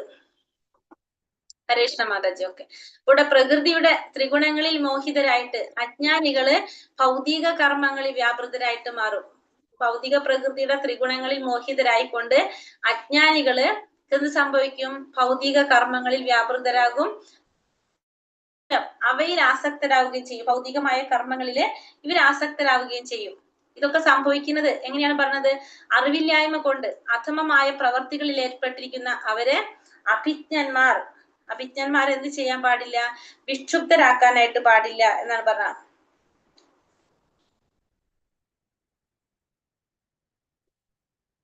അഭിജ്ഞന്മാർ ഇവരെ വിക്ഷുബ്ധരാക്കരുത്.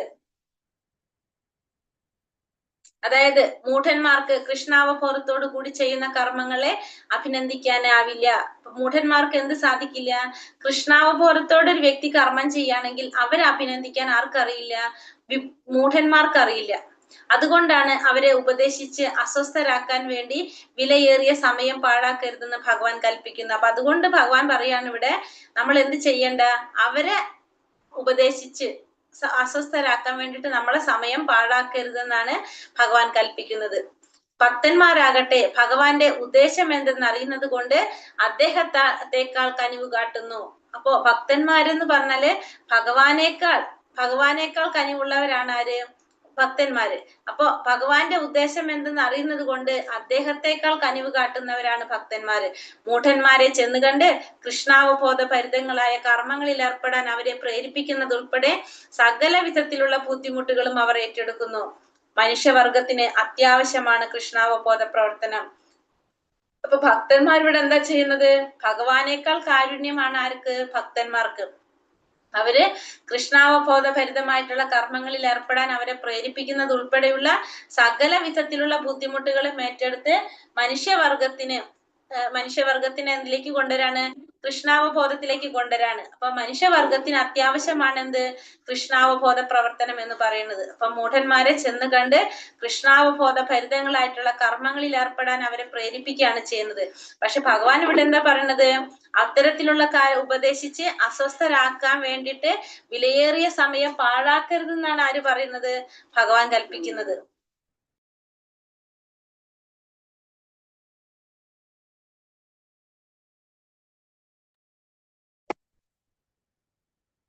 മയി സർവാണി കർമാണി സന്യാസ്യാധ്യാത്മചേതസ നിരാശീർ നിർമ്മമോ ഭൂത്വ യുധ്യസ്വ വിഗതജ്വരഃ. അതുകൊണ്ടല്ലയോ അർജുന, നിന്റെ കർമ്മങ്ങളെല്ലാം എനിക്കായി അർപ്പിച്ചുകൊണ്ട് എന്നെ കുറിച്ചുള്ള പൂർണ്ണജ്ഞാനത്തോടെ ലാഭേച്ഛയോ ഉടമസ്ഥാവകാശ ബോധമോ അലസതയോ കൂടാതെ യുദ്ധം ചെയ്യൂ. അപ്പൊ അതുകൊണ്ട് അർജുനനോട് ഭഗവാൻ പറയാണ്, നീ എന്ത് ചെയ്യാൻ പറയണത്? നിന്റെ കർമ്മങ്ങളെല്ലാം എനിക്കായി അർപ്പിച്ചുകൊണ്ട്, നീ നിന്റെ കർമ്മങ്ങള് എനിക്കായി അർപ്പിച്ചുകൊണ്ട് എന്നെ കുറിച്ചുള്ള പൂർണ്ണജ്ഞാനത്തോടെ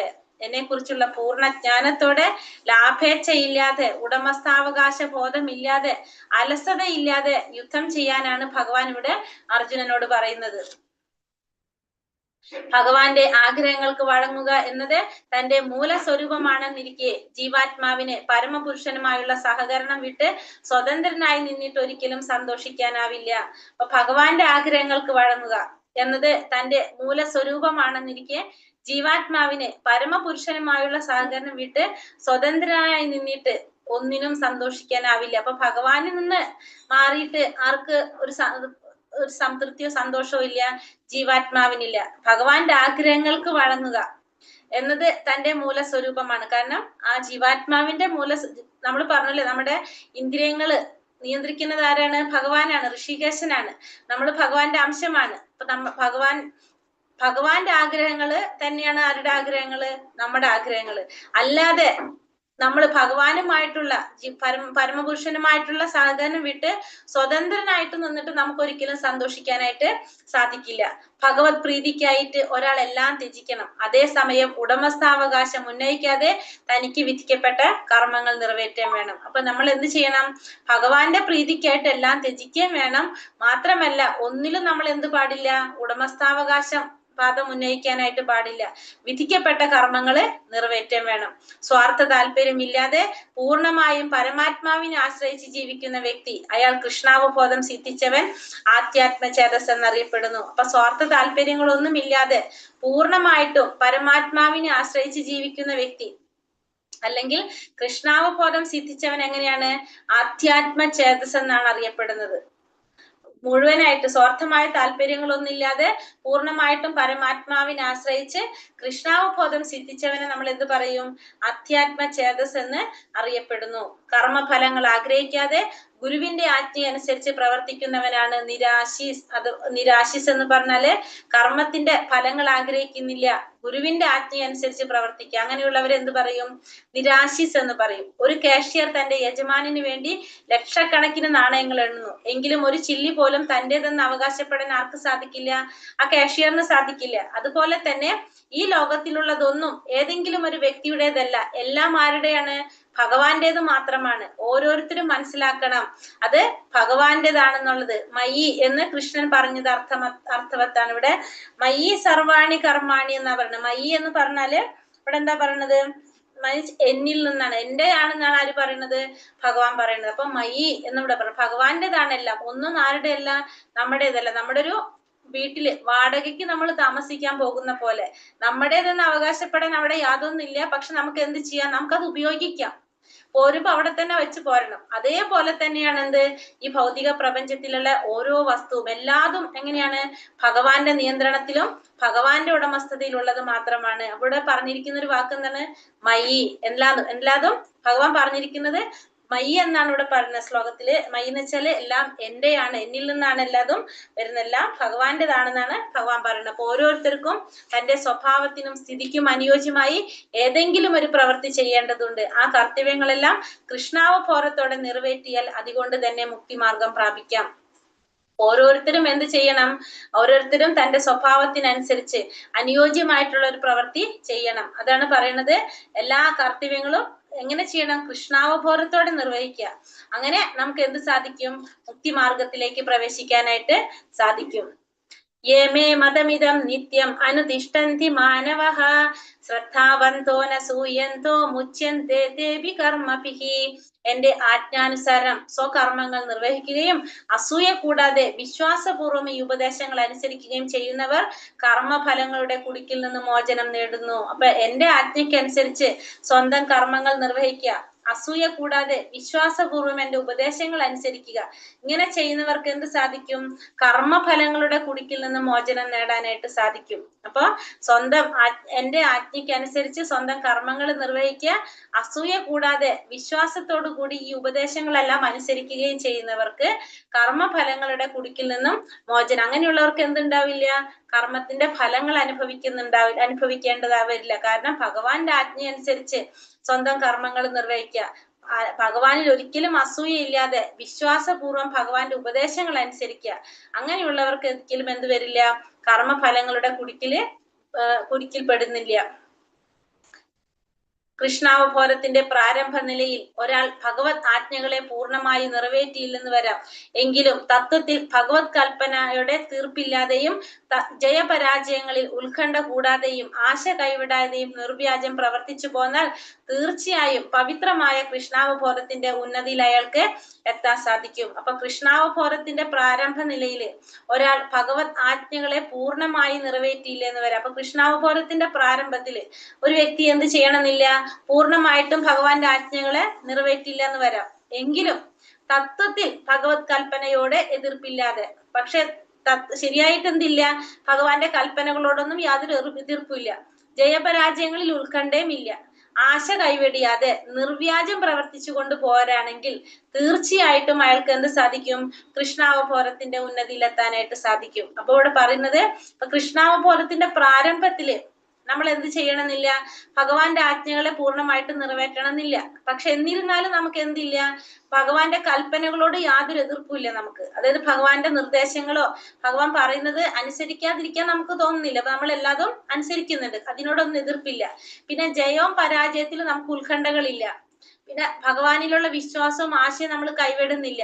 അങ്ങനെ നിർവ്യാജം നമ്മൾ പ്രവർത്തിച്ചു പോരാണെങ്കിൽ അവർക്കും എന്ത് സാധിക്കും? കൃഷ്ണാവബോധത്തിന്റെ ഉന്നതിയിൽ എത്താനായിട്ട് സാധിക്കുമെന്നാണ് ഇവിടെ പറയുന്നത്.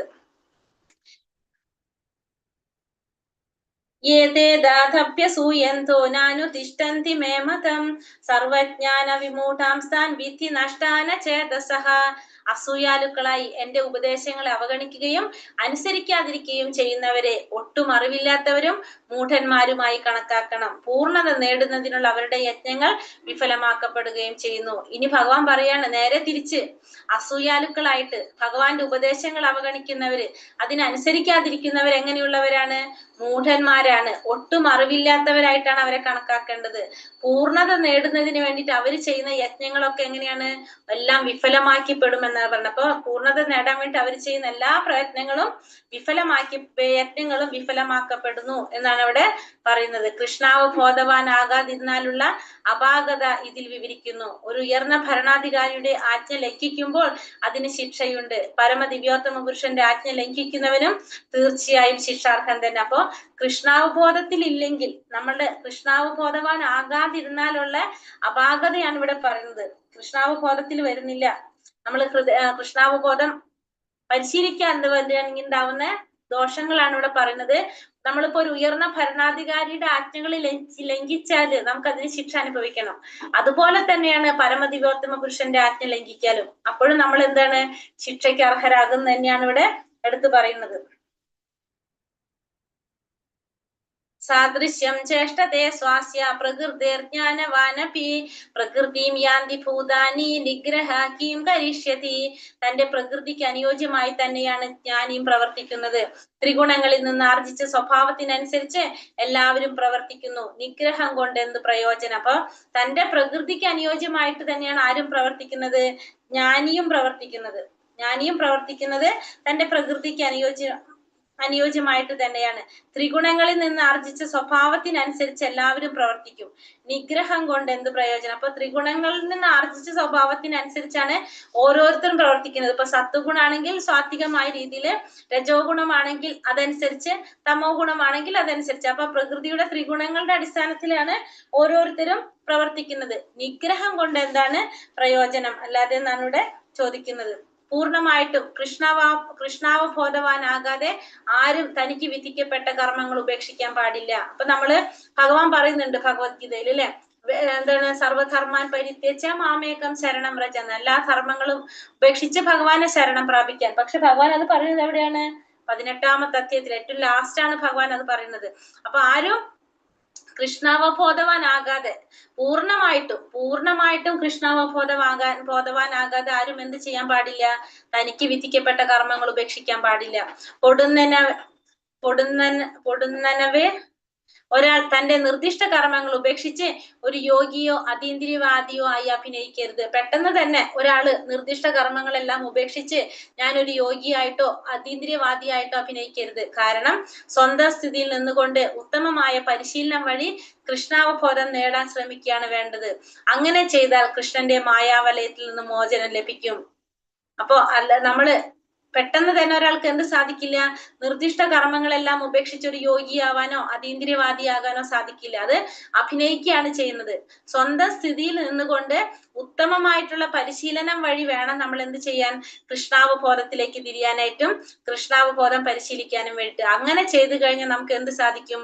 കൃഷ്ണന്റെ ആ മായാവലയത്തിൽ നിന്ന് മോചനം ലഭിക്കുക. അപ്പൊ ഒരിക്കലും കൃഷ്ണാവബോധവാനാകാതെ, പൂർണ്ണമായിട്ടും കൃഷ്ണാവബോധവാനാകാതെ ഒരാളും എന്ത് ചെയ്യാൻ പാടില്ല? വിധിക്കപ്പെട്ട കർമ്മങ്ങൾ ഉപേക്ഷിക്കേണ്ടതില്ല. അപ്പൊ ഇവിടെ പറയുന്ന പല കാര്യങ്ങളും നമുക്ക് ബാധകമായിട്ടുള്ളതില്ല. നമ്മൾ എന്താ ചെയ്യേണ്ടത്? നമുക്ക് വിധിക്കപ്പെട്ട കർമ്മങ്ങളെല്ലാം ചെയ്യേണ്ടത് അത്യാവശ്യമാണ്. പിന്നെ നമ്മൾ എന്താ പറഞ്ഞത്? നമ്മള് നിർദ്ദിഷ്ട കർമ്മങ്ങള് ഉപേക്ഷിച്ച ഒരു യോഗിയോ അതീന്ദ്രിയവാദിയോ ആയിട്ട് നമ്മൾ അഭിനയിക്കാനും പാടില്ല. കാരണം നമുക്കത് കുറേ സമയമെടുക്കും. സ്വന്തമായിട്ട് നമ്മൾ പറഞ്ഞത് ഉത്തമമായിട്ടുള്ള പരിശീലനം വഴി കൃഷ്ണാവബോധത്തിൽ എത്തിയതിനു ശേഷമായിരിക്കാം നമുക്ക് എന്തിലേക്ക് സാധിക്കുന്നത്? ഈ പറഞ്ഞ യോഗ്യത നേടാൻ സാധിക്കുന്നത്. അപ്പൊ എത്രയോ പരിശീലനത്തിലൂടെയാണ് നമുക്ക് അതിലേക്ക് എത്താനായിട്ട് സാധിക്കുക. അതിന് നമ്മൾ ശ്രമിക്കുകയാണ് വേണ്ടത് ആദ്യം. അങ്ങനെ ചെയ്തു കഴിഞ്ഞാൽ നമുക്ക് കൃഷ്ണന്റെ ആ മായാവലയത്തിൽ നിന്ന് മോചനം ലഭിക്കും. ഇന്ദ്രിയേന്ദ്രിയസ്യാർത്ഥേ രാഗദ്വേഷൗ വ്യവസ്ഥിതൗ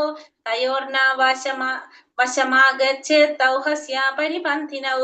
ഇന്ദ്രിയ സംബന്ധികളായ വിഷയങ്ങളോടുള്ള ആസക്തിയും വിരക്തിയും നിയന്ത്രിക്കുന്നതിന് ചില തത്വങ്ങളുണ്ട്. ഒരാൾ ഈ ആസക്തി വിരക്തികളുടെ അധീനതയിലാവാൻ പാടില്ല. എന്തുകൊണ്ടെന്നാൽ ആത്മസാക്ഷാത്കാരത്തിന്റെ പാതയിലെ വിലങ്ങുതടികളാണ് ഇത് രണ്ടും. അപ്പോ ഇന്ദ്രിയ സംബന്ധികളായ വിഷയങ്ങളോടുള്ള ആസക്തിയുണ്ട്, വിരക്തിയുണ്ട്. ഇതിനെ നിയന്ത്രിക്കുന്നതിന് ചില തത്വങ്ങളുണ്ട്. ആസക്തിയും വിരക്തിയും നിയന്ത്രിക്കുന്നതിന് ചില തത്വങ്ങളുണ്ട്. അപ്പൊ ഒരാള് ഈ ആസക്തി വിരക്തികളുടെ അധീനതയിലാവാൻ പാടില്ല. ഈ ആസക്തികളുടെയും വിരക്തികളുടെയും അധീനതയിലാവാൻ ഒരിക്കലും ഒരാൾ പാടില്ല. എന്താണ് പറയുന്നത്? എന്തുകൊണ്ടാണത്? ആത്മസാക്ഷാത്കാരത്തിന്റെ പാതയിലെ വിലങ്ങുതടികളാണ് എന്ത്? ഈ ആസക്തിയും വിരക്തിയും. നമുക്ക് ഒന്നിനോടും ആസക്തി ഉണ്ടാവാനും പാടില്ല, വിരക്തി ഉണ്ടാകാനും പാടില്ല. ഇത് രണ്ടും നമുക്ക് എന്താണ്? വിലങ്ങുതടികളാണ്. ആത്മസാക്ഷാത്കാരത്തിന്റെ പാതയിലേക്കുള്ള വിലങ്ങുതടികളാണ് എന്ത്? ആസക്തിയും വിലങ്ങുതടിയാണ്, വിരക്തിയും വിലങ്ങുതടിയാണ്. ഇപ്പൊ ഭൗതികമായിട്ടുള്ള കാര്യങ്ങളോട് ആസക്തി ഉണ്ടായാലും നമുക്ക് പറ്റില്ല, വിരക്തി ഉണ്ടായാലും പറ്റില്ല. ഭൗതിക ശരീരം നിലനിൽക്കുന്ന കാലത്തോളം അതിന്റെ അത്യാവശ്യങ്ങൾ നിറവേറ്റാവുന്നതാണ്. പക്ഷെ ചില നിബന്ധനകൾക്ക് വിധേയമായി വേണമെന്ന് മാത്രം. എന്നിരുന്നാലും ഇത്തരം നിബന്ധനകൾ നമുക്ക് അനുവദിക്കുന്ന സൗജന്യത്തെ ആശ്രയിക്കാൻ പാടില്ല. അനാസക്തിയോടെ വേണം നിബന്ധനകൾ അനുസരിക്കാൻ. എന്തെന്നാൽ നിയമാനുസൃതമായ ഇന്ദ്രിയ ഭോഗ സുഖങ്ങളും ഒരാളെ വഴിതെറ്റിച്ചെന്ന് വരാം. ഉദാഹരണത്തിന് രാജവീതികളിൽ പോലും വാഹനാപകടം സംഭവിക്കാനിടയുണ്ടല്ലോ. കൃഷ്ണാവബോധത്തിലുള്ള ആസക്തി അഥവാ പ്രേമപൂർവമായ ഭഗവത് സേവനം ഒരാളെ ഏതു വിധമുള്ള വൈശിക പ്രവർത്തനങ്ങളിൽ നിന്നും മുക്തനാകുന്നു. അപ്പോ കൃഷ്ണാവബോധത്തിലുള്ള ആസക്തി അല്ലെങ്കിൽ പ്രേമപൂർവമായിട്ടുള്ള ഭഗവത് സേവനം ഒരാളെ ഏത് വിധത്തിലുള്ള വൈശിക പ്രവർത്തനങ്ങളിൽ നിന്നും മുക്തനാക്കും. ജീവിതത്തിന്റെ ഏതവസ്ഥയിലും കൃഷ്ണാവബോധത്തിൽ നിന്ന് അകലാൻ ആരും തനിയരുത്. കൃഷ്ണാവബോധത്തിന്റെ ഉന്നത തലം പുകലാണ് എല്ലാതരം വിഷയ വിരക്തിയുടെയും ഉദ്ദേശം. അപ്പൊ എല്ലാതരം വിഷയങ്ങളിൽ നിന്ന് വിരക്തി എന്ന് പറഞ്ഞ അതുകൊണ്ട് എന്താ അർത്ഥാക്കുന്നത്? കൃഷ്ണാവബോധത്തിന്റെ ഉന്നതമായ തലത്തിലെത്തുക, അതാണ് എല്ലാ വിഷയ വിരക്തികളുടെയും ഉദ്ദേശം. അപ്പൊ നമ്മൾ എന്ത് ചെയ്യാണ് പറഞ്ഞത്? ഭൗതികമായിട്ടുള്ള ആസക്തി അതുപോലെ തന്നെ വിരക്തി രണ്ടും എന്താണ്? ആത്മസാക്ഷാത്കാരത്തിന്റെ വിലങ്ങുതടികളായിട്ടാണ് ഇവിടെ പറയുന്നത്. അപ്പൊ നമ്മള് ഭൗതികമായ കാര്യങ്ങളില് നമുക്ക് ആസക്തി ഉണ്ടാകാനും പാടില്ല, അതിനോട് കൂടുതൽ ആസക്തരാകാനും പാടില്ല. നമ്മൾ അതിനോട് എന്ത് ചെയ്യാനും പാടില്ല? വിരക്തരാകാനും പാടില്ല. നമ്മള് രണ്ടും നമുക്ക് പാടില്ല. നിയമാനുസൃതമായിട്ടുള്ള ഇന്ദ്രിയ സുഖഭോഗങ്ങളും ഒരാളെ എന്ത് ചെയ്യും? വഴിതെറ്റിക്കും. ഉദാഹരണം പറയുന്നത് രാജവീതി. നമ്മൾ രാജവീതിയിലൂടെ പോയാലും നമുക്ക് എന്ത് സംഭവിക്കാം? വാഹനാപകടം സംഭവിക്കാം. അപ്പൊ നമ്മൾ എല്ലാതും എങ്ങനെയായിരിക്കണം? കൃഷ്ണാവബോധത്തിൽ നമ്മൾ ആസക്തി അഥവാ പ്രേമപൂർവമായ ഭക്തിയുടെ സേവനം ഒരാളെ ഏതു വിധമുള്ള വൈശിക പ്രവർത്തനങ്ങളിൽ നിന്നും മുക്തനാക്കും. ജീവിതത്തിൽ ഏതവസ്ഥയിലും കൃഷ്ണാവബോധത്തിൽ നിന്ന് അകലാനായിട്ട് ഒരാളും തുനിയാൻ പാടില്ല. കൃഷ്ണാവബോധത്തിന്റെ ഉന്നത തലം പോവുക, അതാണ് നമുക്ക് എന്തിൽ സാധിക്കുക? എല്ലാ തരത്തിലുള്ള വിഷയ വിരക്തിയുടെയും ഉദ്ദേശം എന്താണ്? കൃഷ്ണാവബോധത്തിന്റെ ആ ഉന്നത തലം പോവുക എന്നുള്ളതാണ്. 35 കൂടി എടുത്തിട്ട് നിർത്താം. ശ്രേയ സ്വധർമ്മ വിഗുണ പരധർമ്മ സ്വനിഷ്ഠിതാത് സ്വധർമ്മേ നിധനം ശ്രേയ പരധർമ്മോപയാവഹ. തെറ്റോടുകൂടിയാണെങ്കിൽ പോലും തനിക്ക് വിധിക്കപ്പെട്ട ചുമതലകൾ നിറവേറ്റുകയാണ് അന്യരുടെ കർത്തവ്യങ്ങൾ ഭംഗിയായി നിർവഹിക്കുന്നതിനേക്കാൾ നല്ലത്. സ്വകൃത്യ നിർവഹണത്തിൽ നാശം സംഭവിക്കുന്നതും മറ്റുള്ളവരുടെ കർമ്മം ചെയ്യുന്നതിനേക്കാൾ ശ്രേയസ്കരം തന്നെ. അന്യരുടെ വഴി സ്വീകരിക്കുന്നത് ആപത്കരമാണ്. അപ്പൊ തെറ്റോടുകൂടിയാണെങ്കിൽ പോലും തനിക്ക് വിധിക്കപ്പെട്ട ചുമതലകൾ നിറവേറ്റുന്നതാണ് എന്ത്? അന്യരുടെ കർത്തവ്യങ്ങൾ ഭംഗിയായി നിർവഹിക്കുന്നതിനേക്കാൾ നല്ലത്. അപ്പൊ മറ്റുള്ളവരുടെ കർമ്മം നമ്മൾ ചെയ്യുന്നതിനേക്കാൾ നല്ലത് തെറ്റായിട്ടായാലും നമ്മുടെ കർമ്മം അനുഷ്ഠിക്കുന്നതാണ്. നമുക്ക് വിധിക്കപ്പെട്ട ചുമതല നമ്മൾ നിർവഹിക്കുന്നതാണ് മറ്റുള്ളവരുടെ അന്യരുടെ കർത്തവ്യങ്ങള് ഭംഗിയായിട്ട് നിർവഹിക്കുന്നതിനേക്കാൾ നല്ലത്. സ്വകൃത്യ നിർവഹണത്തിൽ നാശം സംഭവിക്കുന്നതും മറ്റുള്ളവരുടെ കർമ്മം ചെയ്യുന്നതിനേക്കാൾ ശ്രേയസ്കരം തന്നെയാണ്. ഇപ്പൊ സ്വന്തം കർത്തവ്യ നിർവഹണത്തില് ഇപ്പൊ നമുക്ക് നാശം സംഭവിച്ചാലും മറ്റുള്ളവരുടെ കർമ്മം ചെയ്യുന്നതിനേക്കാളും ശ്രേയസ്കരം എന്താണ്? അത് തന്നെയാണ്. അന്യരുടെ വഴി സ്വീകരിക്കുന്നത് ആപത്കരമാണ്. അപ്പൊ മറ്റുള്ളവരുടെ വഴി സ്വീകരിക്കുന്നത് എപ്പോഴും എങ്ങനെയാണ്? ആപത്കരമായിട്ടാണ് ഇവിടെ പറയുന്നത്.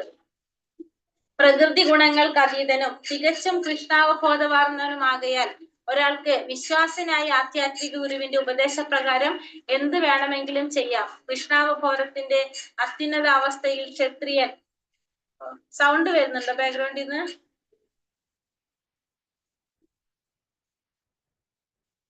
ബ്രാഹ്മണനെ പോലെയും ക്ഷത്രിയനെ പോലെയും പ്രവർത്തിച്ചേക്കാം. അതീന്ദ്രിയ തലത്തിലായിരിക്കുമ്പോൾ ഭൗതിക ലോകത്തിലെ അവസ്ഥാഭേദങ്ങൾ ബാധകമല്ല. ഒരു ഉദാഹരണം, വിശ്വാമിത്രൻ ക്ഷത്രിയനായിരുന്നു, എങ്കിലും ഒടുവിൽ ബ്രാഹ്മണനെ പോലെ പ്രവർത്തിച്ചു. പരശുരാമനാകട്ടെ ബ്രാഹ്മണനായിരുന്നിട്ടും പിന്നീട് ക്ഷത്രിയ വൃത്തിയിലേക്കാണ് ഏർപ്പെട്ടത്. അതീന്ദ്രിയ നിലയിലായിരുന്നത് കൊണ്ട് അവർക്ക് അങ്ങനെ ചെയ്യാം. പക്ഷെ ഭൗതിക തലത്തിലായിരിക്കെ പ്രകൃതി ഗുണങ്ങൾക്ക് അനുസൃതമായി തന്നെ ഏതൊരാളും പ്രവർത്തിക്കണം. അതേസമയം കൃഷ്ണാവബോധം പൂർണ്ണമായിട്ടും ഉൾക്കൊള്ളുകയും വേണം. ഇവിടെ എന്താ പറഞ്ഞത്? പ്രകൃതി ഗുണങ്ങൾക്ക് അതീതനായിട്ട് തികച്ചും കൃഷ്ണാവബോധവാർന്നവനുമാകിയാൽ ഒരാൾക്ക് വിശ്വാസിനായ ആധ്യാത്മിക ഗുരുവിന്റെ ഉപദേശപ്രകാരം എന്തു വേണമെങ്കിലും ചെയ്യാം. പ്രകൃതി ഗുണങ്ങൾക്ക് അതീതനും തികച്ചും കൃഷ്ണാവബോധവാർന്നവനുമായാൽ ഒരാൾക്ക് വിശ്വാസിനായ ഒരു ഗുരുവിന്റെ ഉപദേശപ്രകാരം നമുക്ക് പ്രവർത്തിക്കാനായിട്ട് സാധിക്കും. കൃഷ്ണാവബോധത്തിന്റെ അത്യുന്നതാവസ്ഥയിൽ ക്ഷത്രിയൻ എങ്ങനെയാണ് പറഞ്ഞത്? ക്ഷത്രിയൻ അതീന്ദ്രിയ നിലയിലായ ക്ഷത്രിയൻ ബ്രാഹ്മണനെ പോലെയും ബ്രാഹ്മണൻ ക്ഷത്രിയനെ പോലെയും പ്രവർത്തിച്ചേക്കാം. കൃഷ്ണാവബോധത്തിന്റെ അത്യുന്നത അവസ്ഥയിൽ ഒരു ക്ഷത്രിയൻ ബ്രാഹ്മണനെ പോലെയും ബ്രാഹ്മണൻ ക്ഷത്രിയനെ പോലെയും പ്രവർത്തിക്കാം. അതീന്ദ്രിയ തലത്തിലായിരിക്കുമ്പോൾ ഭൗതിക ലോകത്തിലെ അവസ്ഥാഭേദങ്ങൾ ബാധകമല്ല. അപ്പൊ അതീന്ദ്രിയ തലത്തിലാവുമ്പോ ഈ ഭൗതിക ലോകത്തിലുള്ള അവസ്ഥയിലെ വ്യത്യാസങ്ങൾ അവിടെ ബാധകമല്ല. ഉദാഹരണം പറയുന്നത്, ഒരു വിശ്വാമിത്രൻ ക്ഷത്രിയനായിരുന്നു, പക്ഷെ അദ്ദേഹം ഒടുവിൽ എങ്ങനെ പ്രവർത്തിച്ചു? ബ്രാഹ്മണനെ പോലെ പ്രവർത്തിച്ചു. പരശുരാമനാണെങ്കിലോ ബ്രാഹ്മണനായിരുന്നു, പക്ഷെ ക്ഷത്രിയ വൃത്തിയിൽ ഏർപ്പെട്ടു. അതീന്ദ്രിയ നിലയിലായിരുന്നത് കൊണ്ട് അവർക്ക് അങ്ങനെ ചെയ്യാം. പക്ഷെ ഭൗതികത്തിലായിരിക്കെ പ്രകൃതിയ ഗുണങ്ങൾക്ക് അനുസൃതമായി തന്നെ ഏതൊരാളും പ്രവർത്തിക്കണം. ഇപ്പൊ ഇവരൊക്കെ അതീന്ദ്രിയ തലത്തിലായതുകൊണ്ട് ഇവരാ ചെയ്യുന്നത് കൊണ്ട് അവർക്ക് എന്ത് വരുന്നില്ല? അതിന്റെ ഫലങ്ങൾ അതിന്റെ അടുത്ത ഫലങ്ങൾ അനുഭവിക്കേണ്ടതായി വന്നില്ല. ഒരു വിശ്വാമിത്രൻ ക്ഷത്രിയനായിട്ടും ബ്രാഹ്മണനെ പോലെ പ്രവർത്തിച്ചത് കൊണ്ടും, ബ്രാഹ്മണനായിരുന്നിട്ട് പരശുരാമൻ ക്ഷത്രിയനെ പോലെ പ്രവർത്തിച്ചതുകൊണ്ടും അവർക്ക് എന്ത് വന്നില്ല? അതിന്റെ ഫലം ഭൗതികത്തിലെ ആ ഫലം അനുഭവിക്കേണ്ടതായിട്ട് വന്നില്ല. പക്ഷെ ഭൗതിക തലത്തിൽ ഇരിക്കുന്നവര് ഇത്തരത്തിൽ പ്രവർത്തിച്ചു കഴിഞ്ഞാലോ അവർക്ക് അതിന്റെ ഫലങ്ങൾ അനുഭവിക്കേണ്ടതായിട്ട് വരും. ഭൗതിക തലത്തിലിരിക്കെ പ്രകൃതി ഗുണങ്ങൾക്ക് അനുസൃതമായി തന്നെ ഏതൊരാളും പ്രവർത്തിക്കണം. അതേസമയം കൃഷ്ണാവബോധം പൂർണ്ണമായിട്ടും ഉൾക്കൊള്ളുകയും വേണം. ഒപ്പം നമ്മളിൽ എന്തുണ്ടായിരിക്കണം? കൃഷ്ണാവബോധം ഉണ്ടായിരിക്കാൻ വേണം. അതുകൊണ്ടാണ് പറഞ്ഞത്, ഏതൊരാളും എന്ത് ചെയ്യണം? തനിക്ക് വിധിക്കപ്പെട്ട കർമ്മങ്ങൾ തെറ്റായിട്ട് ചെയ്താലും മറ്റുള്ളവരുടെ കർമ്മം ശരിയായിട്ട് നിർവഹിക്കുന്നേക്കാളും നല്ലത് അതാണെന്ന് പറയുന്നത്. ഒരു ക്ഷത്രിയനാണെങ്കിൽ ക്ഷത്രിയന്റെ ധർമ്മം എന്താണ്? ഭരണം നടത്താന്നുള്ളതാണ്. ക്ഷത്രിയൻ ചെയ്യേണ്ടത്. അപ്പൊ അതാണ് ആര് ചെയ്യേണ്ടത്? ക്ഷത്രിയൻ ചെയ്യേണ്ടത്. നമ്മൾ ഈ ഭൗതിക ലോകത്തില് ഇപ്പൊ ഒരു ബ്രാഹ്മണനാണെങ്കിലോ ബ്രാഹ്മണന്റെ കർമ്മം മറ്റുള്ളവർക്ക് അറിവ് പകർന്നു കൊടുക്കുക എന്നുള്ളതാണ്. അത് ചെയ്യണം. അത് ചെയ്യാതെ ക്ഷത്രിയന്റെ ജോലി ചെയ്യുകയാണെങ്കിലോ ആ ചെയ്യുന്നതിന്റെ ഫലം ആരനുഭവിക്കേണ്ടി വരും? ബ്രാഹ്മണൻ അനുഭവിക്കേണ്ടതായിട്ട് വരും. അപ്പൊ അതുകൊണ്ട് തെറ്റായിട്ടാണെങ്കിലും തനിക്ക് വിധിക്കപ്പെട്ട ചുമതലകൾ നിർവഹിക്കുന്നതാണ് മറ്റുള്ളവരുടെ കർമ്മം ശരിയായി നിർവഹിക്കുന്നതിനേക്കാൾ നല്ലത്. ഹരേ കൃഷ്ണ കൃഷ്ണ കൃഷ്ണ ഹരേ ഹരേ, ഹരേ രാമ രാമ രാമ ഹരേ ഹരേ. വഞ്ചാകൽപതരൂപേശ്ച കൃപാ സിന്ധോഭ്യവച പതിതാനാം പാവനേഭ്യോ വൈഷ്ണവേഭ്യോ നമോ നമഃ. അനന്തകോടി വൈഷ്ണവ ഭക്തവൃന്ദി കി ജയ്. ശ്രീല പ്രഭുപാദ് കി ജയ്. ഗുരുദേവ് കി ജയ്. നിത്തായ് ഗൗരപ്രമാനന്ദേ. ഹരി ഹരി ബോൽ. ഹരേ കൃഷ്ണ. ഹരേ കൃഷ്ണ. ഹരേ കൃഷ്ണ. അപ്പൊ ഇന്ന് നമ്മള് 21 മുതലെടുത്ത ശ്ലോകത്തിൽ അല്ലെ? അപ്പൊ എന്താണ് പറഞ്ഞത്? ജനക മഹാരാജാവിനെ വെച്ചിട്ടാണ് പറഞ്ഞത്. 21ാമത്തെ ശ്ലോകം തൊട്ട് പറഞ്ഞെന്താണ്? സമൂഹത്തിലെ മഹാത്മാരുടെ നേതാക്കളുടെയും പ്രവർത്തനങ്ങള് സാധാരണ ജനങ്ങൾ അനുകരിക്കുന്നതാണ്. അപ്പൊ അതുകൊണ്ട് എന്ത് വേണം? ശ്രേഷ്ഠന്മാരായിട്ടുള്ള വ്യക്തികള്, ജനക മഹാരാജാവിനെ പോലുള്ള ശ്രേഷ്ഠരായിട്ടുള്ള വ്യക്തികളെ മാതൃകാപരമായിട്ടുള്ള ജീവിതം നയിക്കണം. അത് വലിയൊരു ഉത്തരവാദിത്തമായിട്ടാണ് പറയുന്നത്. അപ്പോ രാജാവായാലും ഒരു അധ്യാപകനായാലും എടുത്തു പറഞ്ഞു അല്ലെ? രാജാവ്, അധ്യാപകൻ, പിന്നെ അതുപോലെ തന്നെ പിന്നെ ആരെ പറഞ്ഞത്?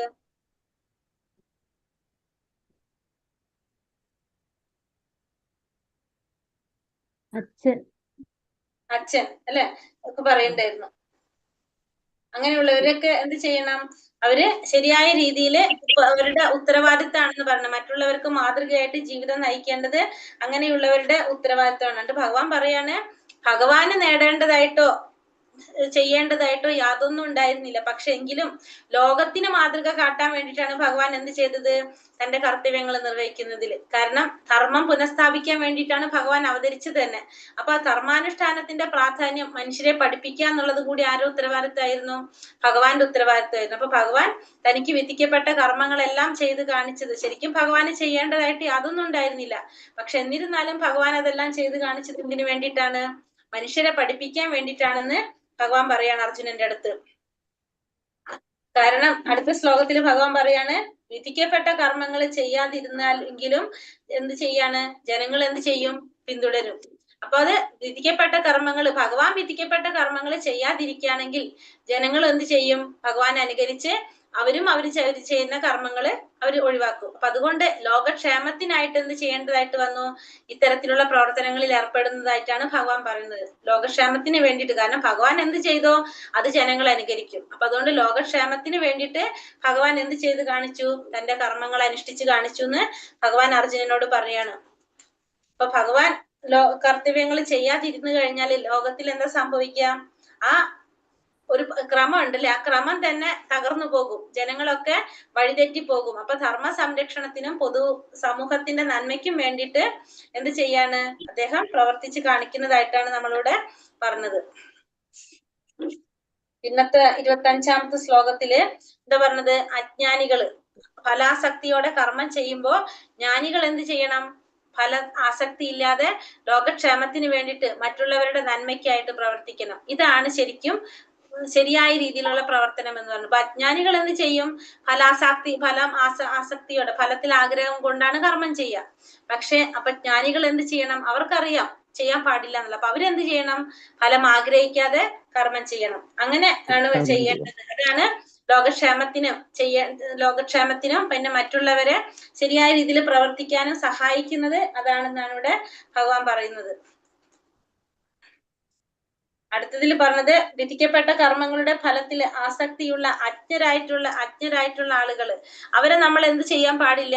ഫലാസക്തിയുള്ളവരെ, കർമ്മത്തിന്റെ ഫലത്തിൽ ആസക്തിയുള്ളവരെ കർമ്മത്തിൽ നിന്ന് പെട്ടെന്ന് നമ്മൾ പിന്തിരിപ്പിക്കാൻ പാടില്ല.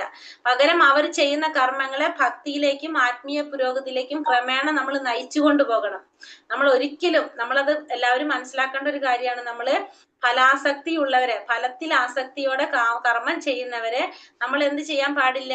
പെട്ടെന്ന് തന്നെ അവരെ നമ്മൾ അതിൽ നിന്ന് പിന്തിരിപ്പിക്കരുത്. നമ്മളിപ്പോ കൃഷ്ണാവബോധത്തിൽ വന്നു, കുറെയൊക്കെ നമുക്ക് മനസ്സിലായി ഫലം ആഗ്രഹിച്ചുകൊണ്ട് കർമ്മം ചെയ്യാൻ പാടില്ലെന്ന്. പക്ഷെ കൃഷ്ണാവബോധത്തിലേക്ക് വരുന്ന തുടങ്ങുന്നുണ്ടാവുള്ളൂ. അപ്പൊ അവരോട് നമ്മൾ പെട്ടെന്ന് ചെന്ന് ഇങ്ങനെയൊന്നും ചെയ്യാൻ പാടില്ല എന്ന് പറയരുത്. പക്ഷെ നമ്മൾ എന്ത് ചെയ്യണം? പകരം അവര് അവര് ചെയ്യുന്ന കർമ്മങ്ങളെ ഭക്തിയിലേക്കും ആത്മീയ പുരോഗതിയിലേക്കും ക്രമേണ നമ്മൾ നയിച്ചു കൊണ്ടുപോകുക. നമ്മൾ ചെയ്ത് അവർക്ക് കാണിച്ചു കൊടുക്കുക. അല്ലാതെ ഒരിക്കലും എന്ത് ചെയ്യാൻ പാടില്ല? ആ ഫലത്തിൽ ആസക്തി വെച്ചുകൊണ്ട് കർമ്മം ചെയ്യുന്നവരെ അതിൽ നിന്ന് നമ്മൾ പിന്തിരിപ്പിക്കാൻ പാടില്ല എന്നാണ് 26-ാമത്തെ ശ്ലോകത്തില് നമുക്ക് പറഞ്ഞു തരുന്നത്. അപ്പൊ നമ്മൾ എങ്ങനെയാണ് പെരുമാറേണ്ടത്, എങ്ങനെ കർമ്മം ചെയ്യണമെന്ന് ബോധ്യപ്പെടാവുന്ന വിധത്തില് നമ്മൾ പ്രവർത്തിച്ച് കാണിക്കണം. അതാണ് നമ്മൾ ചെയ്യേണ്ടത്. അടുത്തതിൽ പറയുന്നത് 27-ാമത്തെ ശ്ലോകത്തില് നമുക്കറിയാം, പ്രകൃതിയുടെ 3 ഗുണങ്ങളാണ് എല്ലാ പ്രവർത്തനങ്ങളും നടത്തുന്നത്. അതുകൊണ്ട് മിഥ്യാഹങ്കാരത്തിൽ മോഹിതനായ ജീവാത്മാവ് എന്താണ്? താനാണ് എല്ലാം ചെയ്യുന്നതെന്ന് തെറ്റിദ്ധരിക്കുകയാണ് ചെയ്യുന്നത്. 28-ാമത്തില് ഇപ്പൊ തത്വവിത്ത് എന്ന് വെച്ചിട്ടുണ്ടെങ്കിൽ പരമസത്യത്തെ ഗ്രഹിച്ച ഒരു വ്യക്തി, പരമസത്യം മനസ്സിലാക്കിയ ജ്ഞാനി പ്രകൃതി ഗുണങ്ങളും കർമ്മങ്ങളും തമ്മിലുള്ള ബന്ധം തിരിച്ചറിയുന്നു. അതുകൊണ്ട് ഇന്ദ്രിയ വിഷയങ്ങളിലോ കർമ്മഫലങ്ങളിലോ ഒരിക്കലും ആസക്തനാകുന്നില്ല. അപ്പൊ പരമസത്യം ഗ്രഹിച്ച ഒരു വ്യക്തിക്ക് എന്തറിയാൻ സാധിക്കും? 3 ഗുണങ്ങളെക്കുറിച്ചും കർമ്മങ്ങളെക്കുറിച്ചും അതിന്റെ തമ്മിലുള്ള ബന്ധത്തെക്കുറിച്ചും അറിയുന്നത് കൊണ്ട് തന്നെ ആ വ്യക്തിക്ക് ഒരിക്കലും ആ കർമ്മത്തിന്റെ ഫലങ്ങളിലോ ഇന്ദ്രിയ വിഷയങ്ങളിലോ ഒരിക്കലും ആ വ്യക്തി എന്താവില്ല? ആസക്തനാകുന്നില്ല എന്നാണ് പറയുന്നത്. അപ്പൊ തത്വവിത്ത് എന്നാണ് അവിടെ പറയുന്നത്. തത്വവിത്ത് എന്ന് വെച്ചിട്ടുണ്ടെങ്കിൽ ആ പരമസത്യത്തെ ഗ്രഹിച്ച ആ വ്യക്തി, അങ്ങനെയുള്ളവരെയാണ് തത്വവിത്ത് എന്ന് മഹാഭാഗവതം പറയുന്നത്. അടുത്തത്, പ്രകൃതി ഗുണങ്ങളാൽ മോഹിതരായിട്ടുള്ള അജ്ഞാനികള് ഭൗതിക കർമ്മങ്ങളിൽ ആസക്തരാകും. അവരുടെ അവസ്ഥ മനസ്സിലാക്കി ജ്ഞാനികൾ അവരെ എന്ത് ചെയ്യണം? പതുക്കെ ആത്മീയ ബോധത്തിലേക്ക് നയിക്കുകയാണ് വേണ്ടത്. അപ്പൊ ഈ പ്രകൃതിയുടെ ത്രിഗുണങ്ങളെ കൊണ്ട് മോഹിതരായിട്ട് അജ്ഞാനികള് ഭൗതികമായ കർമ്മങ്ങളിലായിരിക്കും അവർ കൂടുതൽ ആസക്തരായിരിക്കുന്നത്. അപ്പോ ഈ ജ്ഞാനികൾക്കറിയാം ഇതൊക്കെ. അപ്പൊ അതുകൊണ്ട് അവരെന്ത് ചെയ്യണം? ഈ അജ്ഞാനികളുടെ അവസ്ഥ മനസ്സിലാക്കി അവരെ ക്രമേണ പതുക്കെ നമ്മൾ എന്ത് ചെയ്യണം? അവരെ ആത്മീയ ബോധത്തിലേക്ക് നയിക്കുകയാണ് ചെയ്യേണ്ടത്. കൃഷ്ണാവബോധത്തിലുള്ള വ്യക്തികൾ ചെയ്യേണ്ടത് അങ്ങനെയായിരിക്കണം എന്നാണ് നമുക്ക് 29-ാമത്. അല്ലാതെ നമ്മൾ എന്ത് ചെയ്യണം? അവരെ വിക്ഷുബ്ധരാക്കരുത്. നമ്മൾ അവരെ പതുക്കെ അതിലേക്ക് ആത്മീയ ബോധത്തിലേക്ക് നയിച്ചു കൊണ്ടുവരണം എന്നാണ് ഇവിടെ പറയുന്നത്. 30-ാമത്തെ ശ്ലോകത്തിൽ പറഞ്ഞ, അതുകൊണ്ട് അർജുനനോട് പറയാണ് ഭഗവാൻ, ഈ എന്ത് ചെയ്യണം? എല്ലാ കർമ്മങ്ങളും അന്യ സമർപ്പിച്ച് ഫലാസക്തിയും അഹങ്കാരവും ഉപേക്ഷിച്ച് സ്വന്തം കർത്തവ്യം നിർവഹിക്കണമെന്ന് അർജുനന് ഭഗവാൻ ഉപദേശിക്കുകയാണ് ചെയ്യുന്നത്. ഇതാണ് കർമ്മയോഗത്തിന്റെ സാരമായിട്ട് പറയുന്നത്. അപ്പൊ എല്ലാ കർമ്മങ്ങളും ഭഗവാന് സമർപ്പിച്ച് ഫലാസക്തി ഇല്ലാതെ അഹങ്കാരവും എല്ലാം ഉപേക്ഷിച്ച് സ്വന്തം കർത്തവ്യം നിർവഹിക്കുക. അതാണ് അർജുനന് ഇവിടെ ഭഗവാൻ ഉപദേശിക്കുന്നത്. ഹരേ കൃഷ്ണ എന്ന് പറഞ്ഞതിൽ എന്തെങ്കിലും സംശയമുണ്ടോ? 35 വരെ എടുക്കില്ല നമ്മള്. പിന്നെ അടുത്ത ശ്ലോകത്തിൽ എന്താ പറഞ്ഞത്? 31-ാമത്തില് എന്റെ ആജ്ഞയ്ക്ക്, അതുകൊണ്ട് എന്താ പറയുന്നത്? ആജ്ഞാനുസരം സ്വന്തം കർത്തവ്യങ്ങൾ നിർവഹിക്കാം. അസൂയ കൂടാതെ വിശ്വാസപൂർവ്വം ഈ ഉപദേശങ്ങൾ അനുസരിക്കുകയും ചെയ്യുന്നവർക്ക് ഒരിക്കലും എന്ത് വരില്ല? കർമ്മഫലങ്ങളുടെ കുടുക്കിൽ നിന്ന് മോചനം നേടാനായിട്ട് സാധിക്കും. അവർക്ക് കർമ്മബന്ധനത്തിൽ വരില്ല. ഭഗവാന്റെ ഈ പറഞ്ഞ കാര്യങ്ങളൊക്കെ അനുസരിച്ച് അസൂയയില്ലാതെ വിശ്വാസപൂർവ്വം ഭഗവാന്റെ ഉപദേശങ്ങൾ സ്വീകരിക്കുന്നവർക്ക് പിന്നെ അവർക്ക് എന്ത് വരില്ല, ബന്ധനത്തിൽ വരുന്നില്ല എന്നുള്ളതാണ് അവിടെ പറയുന്നത്. പക്ഷെ നേരെ മറിച്ച് അസൂയോടുകൂടി ഭഗവാന്റെ ഉപദേശങ്ങൾ അവഗണിക്കുന്നവര്, ഭഗവാൻ അനുസരിക്കാതിരിക്കുന്നവർക്ക് ഒരിക്കലും എന്ത് ചെയ്യാൻ സാധിക്കില്ല. അവര് മൂഢന്മാരാണെന്ന് മാത്രമല്ല, അവര് ചെയ്യുന്ന പ്രയത്നങ്ങൾ, അവർക്ക് പൂർണ്ണത കൈവരിക്കാൻ വേണ്ടി അവർ ചെയ്യുന്നതൊന്നും അവർക്ക് ഫലം കാണില്ല. അതൊക്കെ നഷ്ടപ്പെട്ടു പോകുന്നു എന്നുള്ളതാണ് പറയുന്നത്. അപ്പൊ എത്ര വലിയനായാലും ശരി, ഭഗവാനെ കുറിച്ചോ അല്ലെങ്കിൽ സ്വന്തം ആത്മാവിനെ കുറിച്ചോ പരമാത്മാവിനെ കുറിച്ചോ അറിയാത്തവനാണെങ്കിൽ ജീവിതത്തിലെ പരിപൂർണതയെ പറ്റി അയാൾക്കൊന്നും അറിയാനായിട്ട് സാധിക്കില്ല. അപ്പൊ പരിപൂർണത നേടണമെങ്കിൽ എന്ത് വേണം? ഭഗവാന്റെ ഉപദേശങ്ങള് അനുസരിക്കുക തന്നെ വേണം എന്നാണ് 32ാമത്തെ ശ്ലോകത്തില് പറയുന്നത്. അപ്പൊ തന്റെ പ്രകൃതിക്ക് അനുസരിച്ച് തന്നെയാണ് ആര് പ്രവർത്തിക്കുന്നത്? ജ്ഞാനിയും പ്രവർത്തിക്കുന്നത്. അപ്പൊ ത്രിഗുണങ്ങളിൽ നിന്ന് ആർജിച്ച സ്വഭാവത്തിനനുസരിച്ച് എല്ലാവരും പ്രവർത്തിക്കണം. നിഗ്രഹം കൊണ്ട് എന്താണ് പ്രയോജനം? നിഗ്രഹം കൊണ്ട് യാതൊരു പ്രയോജനം ഇല്ല. നമ്മൾ എങ്ങനെയാ പ്രവർത്തിക്കേണ്ടത്? നമ്മുടെ ആ ഗുണങ്ങൾക്കനുസരിച്ചുള്ള സ്വഭാവത്തിനനുസരിച്ചാണ് എല്ലാവരും പ്രവർത്തിക്കുന്നതെന്ന്. അപ്പൊ ഇന്ദ്രിയ സംബന്ധികളായിട്ടുള്ള വിഷയങ്ങളോടുള്ള ആസക്തിയും വിരക്തിയും നിയന്ത്രിക്കുന്നതിന് ചില തത്വങ്ങളുണ്ട്. ഒരാൾ എന്ത് ചെയ്യണം? ആസക്തിയിലും ആവാൻ പാടില്ല, വിരക്തിയിലും അധീനനാകാൻ പാടില്ല, രണ്ടിലും പാടില്ല. എന്തുകൊണ്ട് എന്നാൽ ആത്മസാക്ഷാത്കാരത്തിന്റെ പാതയിലെ വിലങ്ങുതടികളാണ് എന്ത്? ഈ ആസക്തിയും വിരക്തിയും. രണ്ടും എന്താണ്? രണ്ടും വിലങ്ങുതടിയായിട്ടാണ് പറയുന്നത്. ആസക്തിയും ഇന്ദ്രിയ സുഖങ്ങളിലുള്ള ആസക്തിയും നമുക്ക് വിലങ്ങുതടിയാണ്, വിരക്തിയും എന്താണ്? രണ്ടും വിലങ്ങുതടിയാണ്. അതുകൊണ്ട് താൻ എന്ത് ചെയ്യണം? തെറ്റോടുകൂടിയാണെങ്കിലും വിധിക്കപ്പെട്ട കർമ്മങ്ങൾ എല്ലാവരും നിറവേറ്റുക. മറ്റുള്ളവരുടെ കർമ്മങ്ങൾ ഭംഗിയായിട്ട് നിർവഹിക്കുന്നതിനേക്കാളും നല്ലത് എന്താണ്?